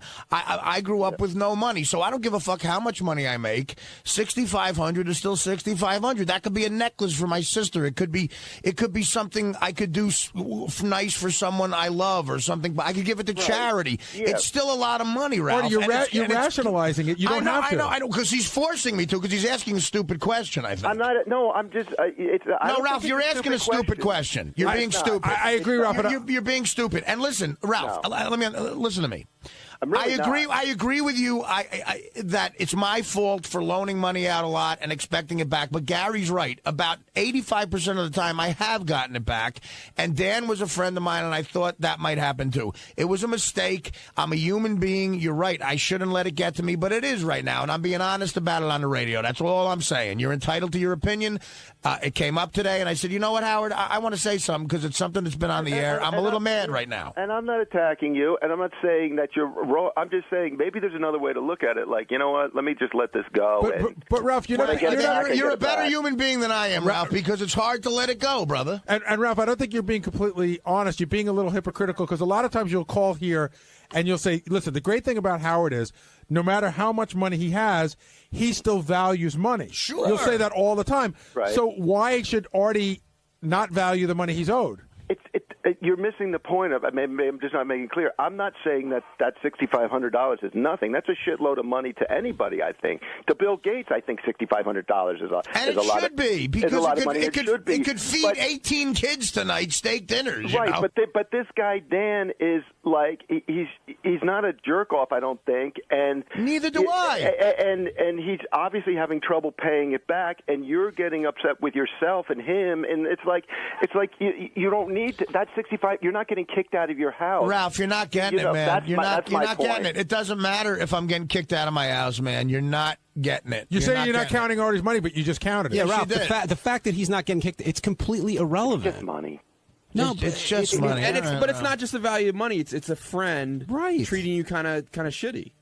You're right. There's more to it than just the money aspect of it. It's somebody you trusted.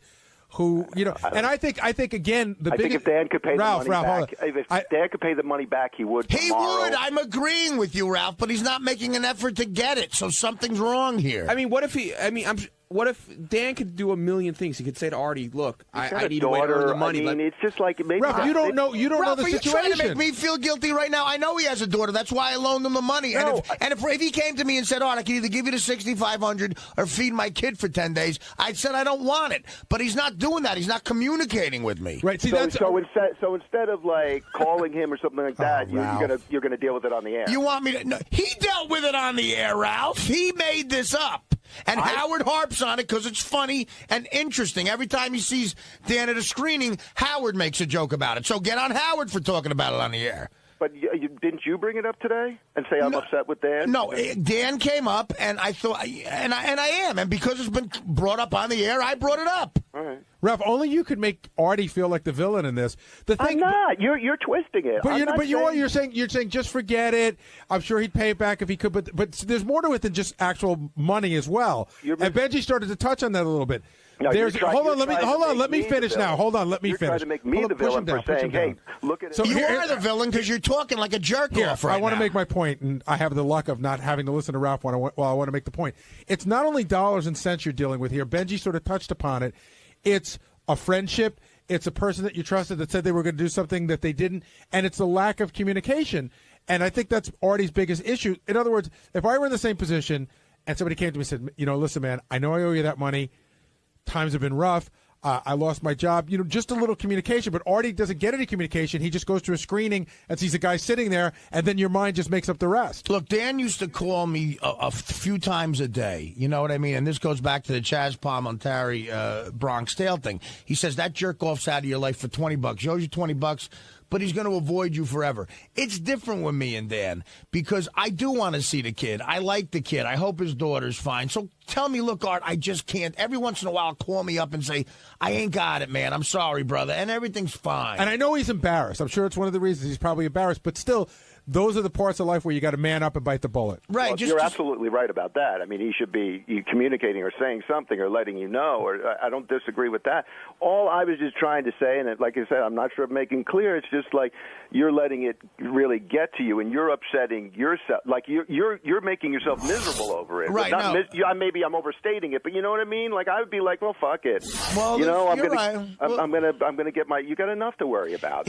Ralph, you're right, but you know what? It doesn't consume me 24 hours a day. Today at 6:02 when we started, it got to me, and I brought it up. And I would never have brought that up on the air if Dan didn't, and Howard didn't keep bringing it up. And that's it. I'm classier than to loan people money and then to bring it up on the air. He brought it up. He brought it up. And, this other guy who owes me the money, who I won't talk about because I would never do that, he's not a friend of mine. I don't know him. I still don't know why you lent that guy money. Because he told me he was going to get killed by a loan shark or something, and he was going to get evicted from his house. And look, people know I'm a soft touch. I gave the guy $4,000, and you know what? He's not a friend of mine, and I don't care if I ever see him again. But Dan is, and I do care. That's the problem. Dude, that's the problem too. It's like people know that you give out money, and it's like I know, but and look, the Bank of Hoboken. To my family, exactly. What do they call you? The Bank of Hoboken. That was very funny. But to my family's credit, no one in my family has ever asked me for money. I got cousins who work their ass off for climbing roofs, carpenters. I come from a classy family, thank God. It's no one in my family. They're happy for me, and I love seeing them. But I got a couple. Look, I went to a high school, had a few dirtbags in it, and people. And they seem to find you. People are lingering around. Why do you think I'm not on Facebook? Hey, have you been able to say no to anyone? You'd be bankrupt if you were on Facebook. That's a good question. Have you said no to anyone? Like, what's the best story you said no to? From the guy who couldn't say no to Scott the engineer. Oh, right. Like from a high school. That's true, right? You know what, Benji? I don't think I've ever said no to someone who's asked me to loan them money. And because no one's ever asked me to loan them $1 million, but people have always asked me to loan them money that's affordable to me. Technically, with Dan, I did, because Dan wanted $15,000. I gave him $7,500, and then he came back and said, "Forget about it." Can I tell you something? This is really terrible. We were going to do sort of a practical joke hidden camera. It came up on the air. I came up in one of the meetings one time. You were lending people money. We were like, Artie's such a soft touch. He's such a good guy. We were going to do a hidden camera. Yeah. Where I was, but this I felt so bad about. Where this. I was going to come out to George Takei and he was going to ask me for money. No. where I was going to go in and see like maybe tell you like one of my kids was sick and see how much I could get out of you. And I said that's just a terrible thing. Like, could I? But you would have given me money. And let me tell you something. If you told me one of your kids was sick, I would have given you $400,000. I know that. I know, and that's what we sort of know that there was no. That would have been. And who, I couldn't do that with my kids. There's no God, but God forbid. I have to say that like my grandmother. Your kid. Hopefully, your kid doesn't get. Well, the other thing is, if I was coming to Artie for money, I would think like, all right, what's the number that would he would pay, but wouldn't be ridiculous. Like Dan overreached with 15. It's like Deal or No Deal. And Ralph makes a good living, but I'm sure that, and to Ralph's credit, he's never asked me for any money. You know what I mean? It's like I've never borrowed money from anybody. Right. I mean, and that's the thing about Ralph. Like, he does have that principle about him because he was raised right, I think. But and I think Dan was raised right, too, but he was just desperate. It was his kid, and I'm not trying to fuck with him. But I said something today spontaneously, and maybe I shouldn't have, but it was on the air already. It's more like Price is Right. Like, how high do you bid? At what point do you turn Artie off? That would be the gag to pull on you. Will Artie lend this woman from Ohio with the gout $25,000? I'm going to say lower. Higher. Hey, what's up? This is Will, and on Tuesday's wrap-up show, we talked about the great game Bang My Dad, where Matt, a very lucky father, won a great date with a mother-daughter porn team from the Bunny Ranch. This guy is a lucky dude. Check it out.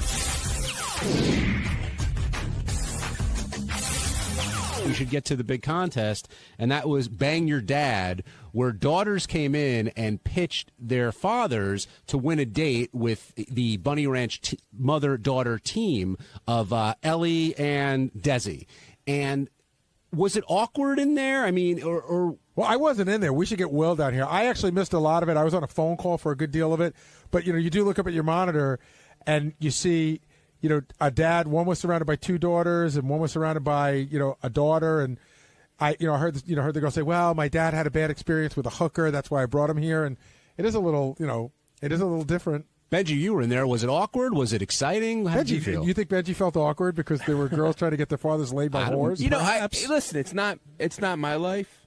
But I really don't think there's anything wrong with it. It could be, actually, one day. I don't. I could see your daughter trying to get you a whore. I wouldn't want to have to pay for sex, but I just don't think I don't know. To me, it's not. It's unconventional and it's different, but it's not really that bad. But of course, yeah, it's shocking. Do you think it's a good measure of a daughter's love for their father?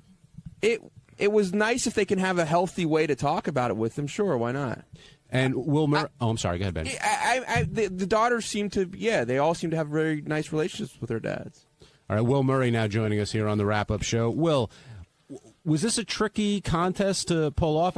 Or maybe there are a bunch of daughters who want their dads to win a dream date with a mother-daughter Bunny Ranch team. No, I mean, we didn't have a whole lot of people to work with, but obviously we had enough to make it work. Actually, one of the couples broke. That they dropped out at the last minute. I guess the wife and the husband made up, so they were out. And then we had one other contestant that was interested, but these were the two great stories just because, the daughter with the hooker saga, and then obviously the one guy is still married, which is such a great story. So And that seemed to freak Howard out. Yeah, Dominic was frustrated by his first Vegas experience, I guess. That's the one contestant.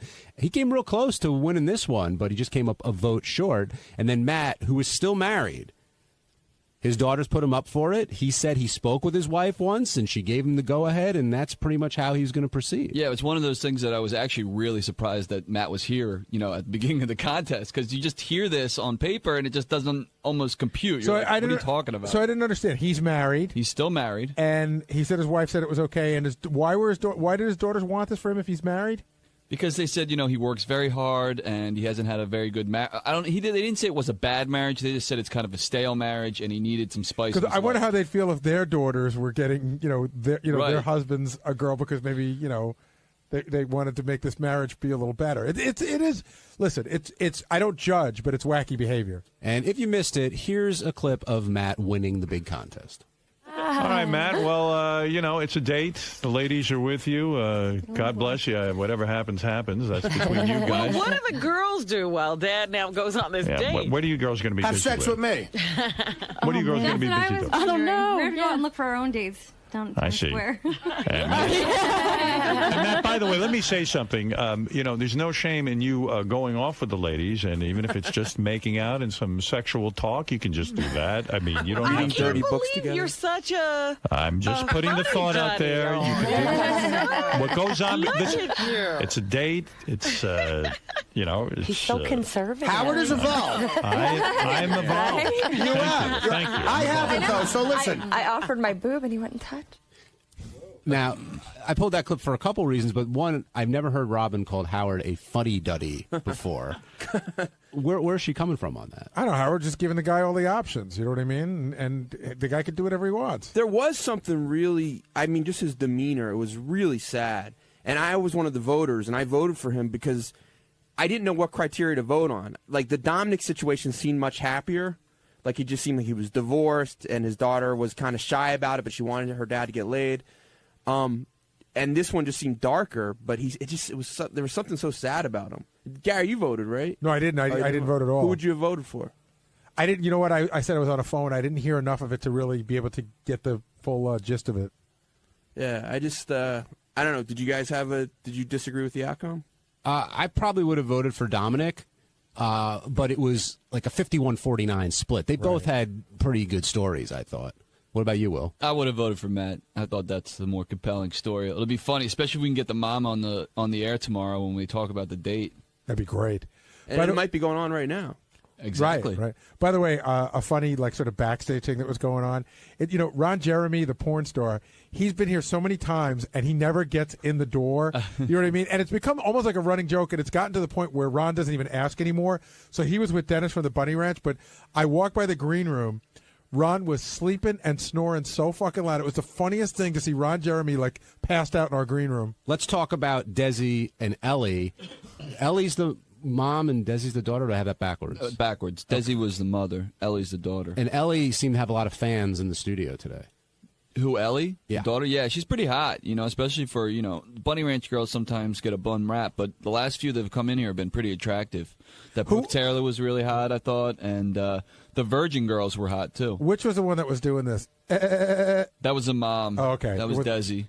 And what do you think of their relationship between the two of them? It's so bizarre. Even doing the pre-interview, and Desi was telling me how she scolds Ellie for not cleaning up their Bunny Ranch room, and then Ellie tells me, well, I have a lot of rough sex in there and things get scattered. What am I supposed to do? It's just, the whole thing is weird. I like the part where they talk about they are a mother-daughter team, but they don't do things together. There's a line, and they won't look at each other. They could have sex in the same room, but they won't look at each other or make eye contact. Right, and they go even further than that, saying well, if we saw each other, that would be disgusting. That'd be wrong. That's the hard line they draw. Yeah, it's interesting to see where they're drawing lines because there are a few other things that may cross other people's minds. Right, lines, excuse me. But when you put together a contest like this, people are going to be somewhat freaked because you got, the daughters pitching the dads and what the prize is. But ultimately, that's what makes it compelling to listen to, I would imagine. Yeah, they're interesting people. It's not your average person who wants to get their dad laid.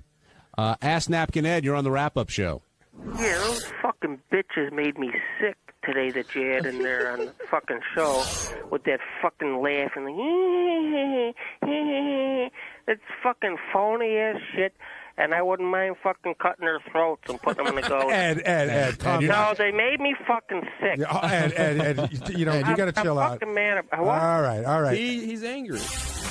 Hey, it's Sal, and on Wednesday's wrap-up show, the brilliant Bob Levy came on to talk about his problems and the fact that he can't spell, that he can't comprehend anything, and then they asked him who's smarter, himself or me, and that fucking moron had the balls to say he's smarter than me. He can't even say shrimp properly. He can't even spell. He's an idiot from New Jersey. He lives in a fucking trailer. Fuck you, Bob.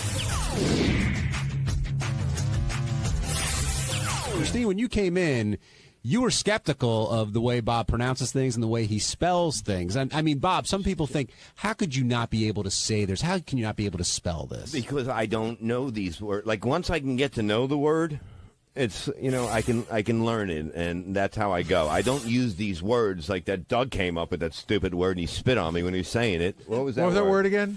Oh, what was that? Oh, my God. It was like tittle or thwaddle, something or other. I mean, it's words that you don't use. Yeah, tiddly. What the fuck is that? When am I going to use that?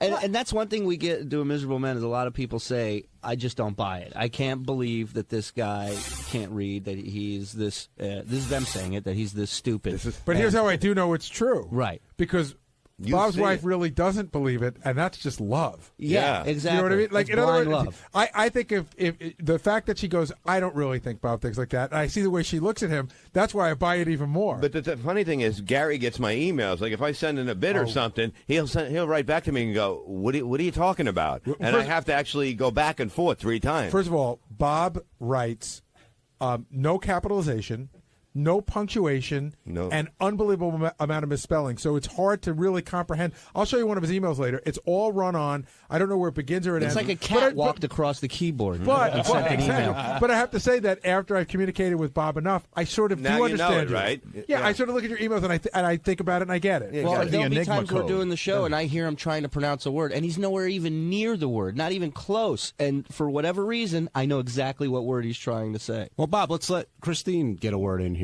Christine, I mean, what about what Gary just said? Do you love him so much that you can look past that, or do you think? Well, I look past it because it doesn't affect our daily life. I mean, I think I'm pretty intelligent. I have good grammar. I know how to use punctuation. So it doesn't. There's anything that needs to be done. I handle all the business stuff and anything that needs to be written down. But he does ask me. Isn't it true read. Like, Christine, what's a word that he asked? Like, you're sitting at home and he goes, Christine, how do you spell? And you go, oh my God. Yeah, he'll be on the computer. The other day it was through. And I said, well, do you mean through as in I threw a ball, or I need to go through, the toll booth or whatever? And he goes, I don't know, just tell me through. Yeah, so I had to find out which So I meaning. said and true. then I went through. But then I spell it, and then he's like, okay, wait, say it again. And then I have to spell something like 4 times, and I'm She's sitting my there spell thinking, check. like, how can he not know this? Like, a part of me, I know he's not faking it, but part of me is just like, he's not a stupid man. So how can you not know how to spell simple I have words? a blockage with things like that. I am totally, like, 3/4 of my mind is perfect. I can think of great ideas. Really? That much of your mind? Well, all right, half of my mind. No, throwing all the jokes out the window. Yeah. When you were in school and stuff, how did you do as a general rule? Like, you graduated high school. No, I didn't. You didn't? I went to 6 years of high school. I would have had to stay. You were that guy? I was that guy, the guy that had the car. Yeah, exactly. I was the guy. You were buying beer for everybody? Yeah, I was the guy. And I got to the point where they go, you're going to have to go another half a year to graduate, and I couldn't anymore. I just couldn't do it anymore. You know what? After 6 years? After 6 years, I still needed like 6 more credits or something like that. And did they ever? It was so long ago. But did they ever test you, diagnose you? No, they just. I just smoked were you, a lot of pot. When you were in high school, did you stay in one room and the teachers moved, or did you move from class I went to class to class, you fuck. You know what it's I had like? a helmet on. I thought I was on the football team. It's like in the movie Better Off Dead, he has this friend and he goes, look, I've been in high school for 8 years. I'm no dummy. All right, I have a question for the room, and then, of course, I want you to answer it, Bob. Okay. Who's the smarter guy, Bob Levy or Sal Governale? Fred, you first. You know what? It's like being, who's the winner in the Special Olympics? I mean, it's like everybody. Who's the fastest retard? I have a definitive answer. I do too. I actually might have to give the edge to Bob. Based on? just the way he conducts himself. Right. Gary? It's Bob, because Bob is very aware of his limitations. Right. Sal knows he's limited, but then tries to go off into areas that he can't navigate. All right, Christine? Well, Benji, then Christine. I think they both seem smart to me. I think Bob probably has a reading problem. He might be dyslexic, but I think he has good analytical skills, which to me is intelligence. And I think Sal does also. So you got to pick one. Oh, if I think one is smarter, probably on tests. There's no way to know that. On tests, Sal would do better. Okay, Christine?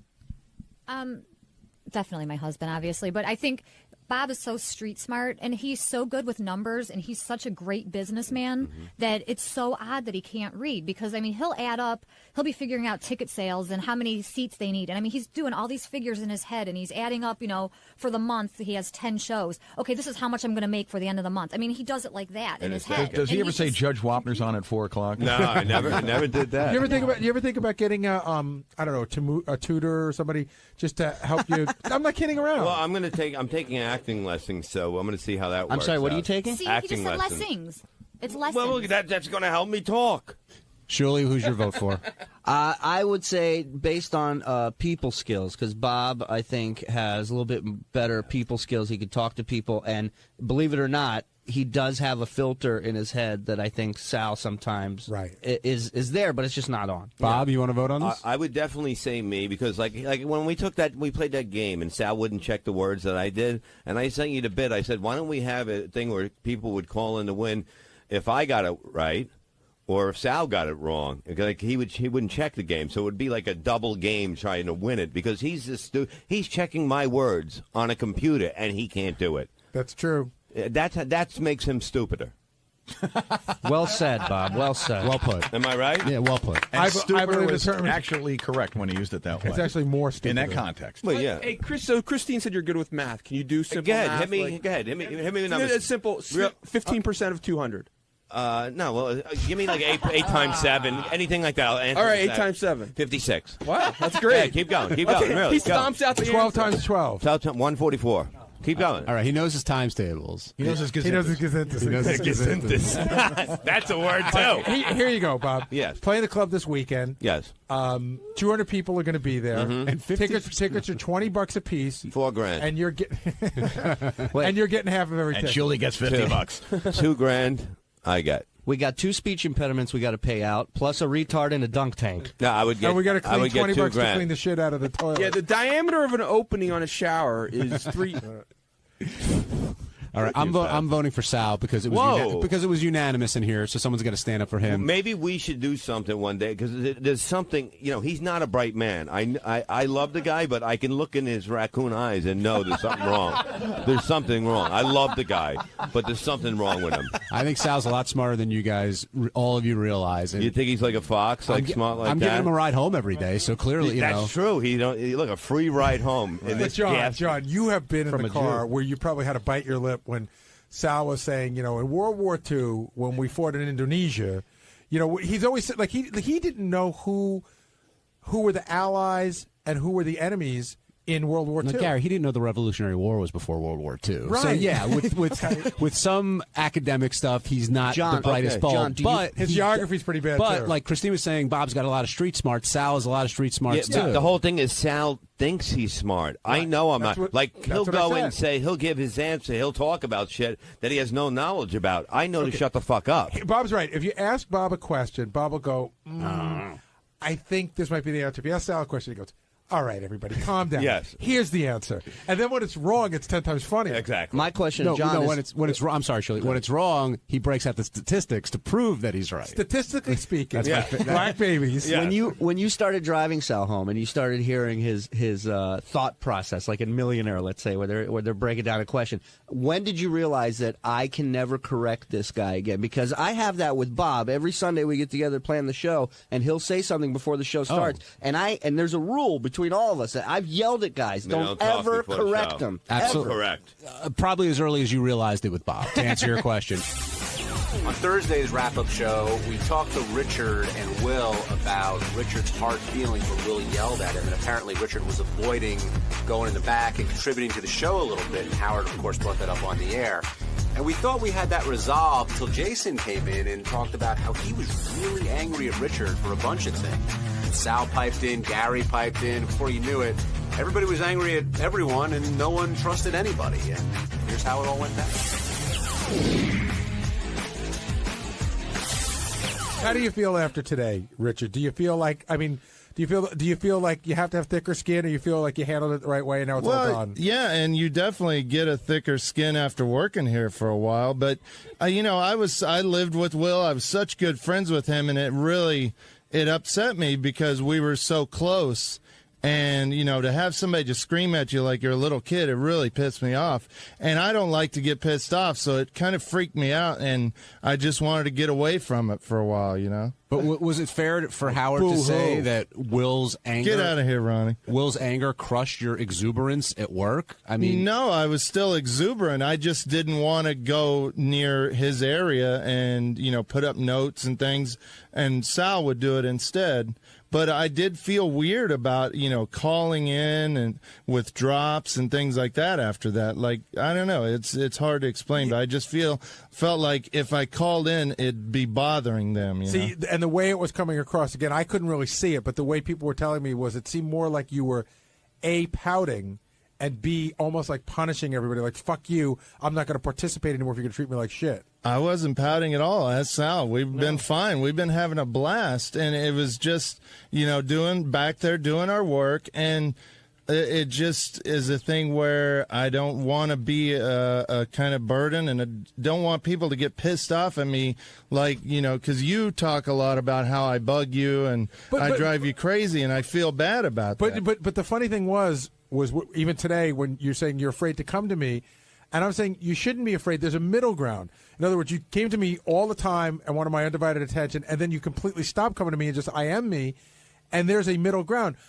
But you said you like the I am. I do, but it doesn't mean that you can. But you I am me to say that this is on your page. We have a new phone call or something like that. But you don't come to talk to me about your weekend anymore. And I'm saying you got to pick and choose and say, I don't need to come to Gary to. There's a great radio call on page 1.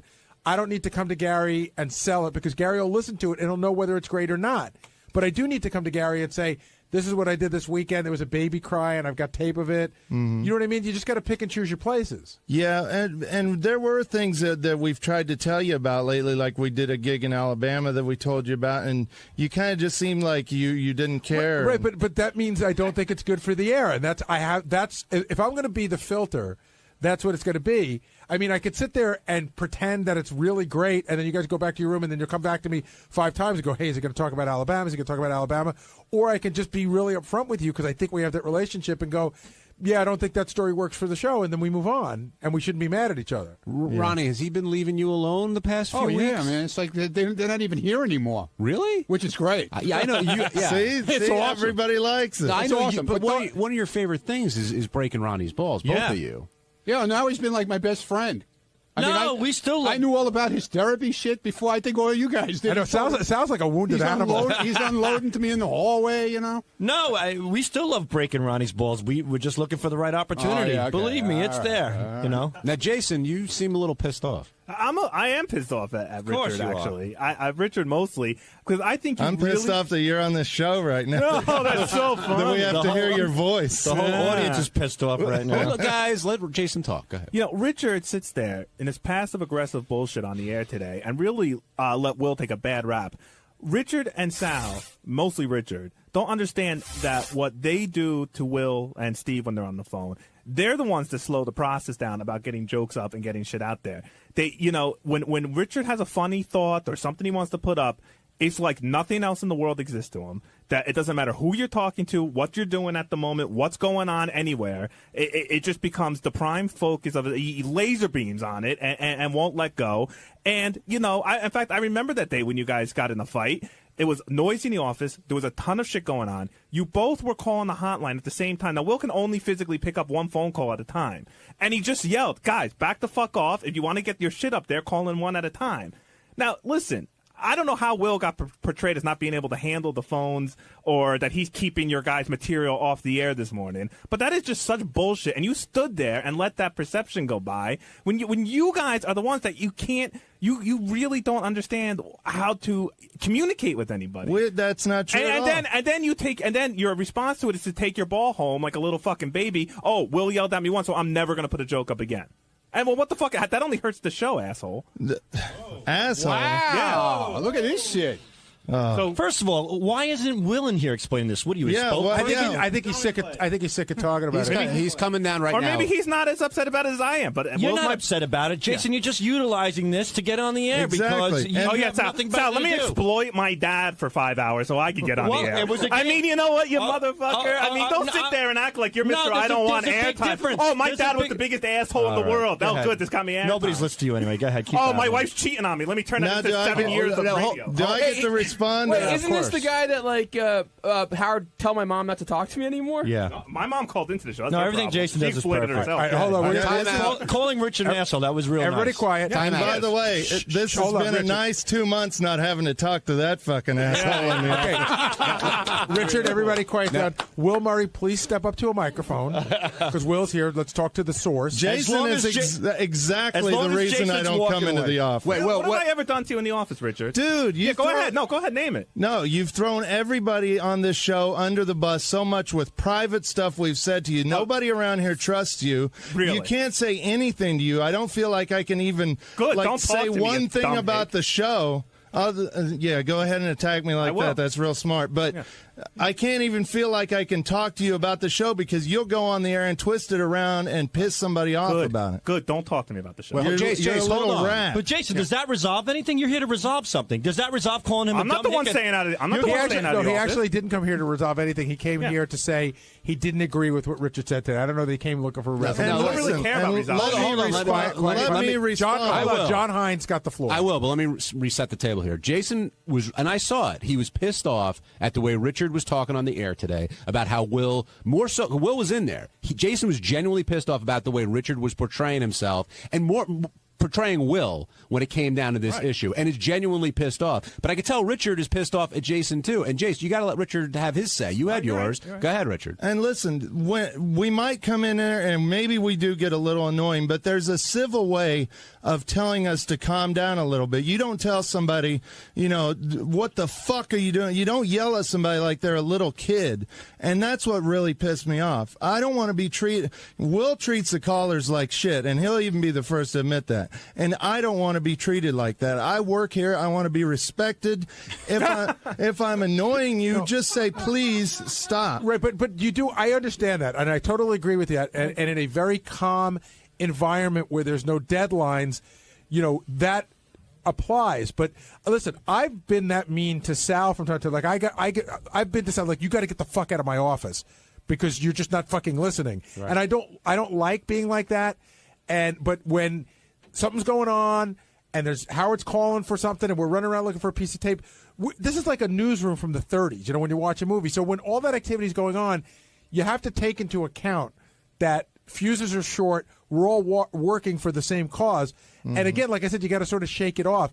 If you told me we'll talk to you like that every day, that'd be a bigger issue. Well, he does it, and that's why I was so pissed off, because he's never talked to me like that before, and it really upset me. So, Gary, you think Richard is taking this a little too personally? Please. No, I understand why Richard's upset, and I think that Richard should but I can't tell a person how to be. This is how I am.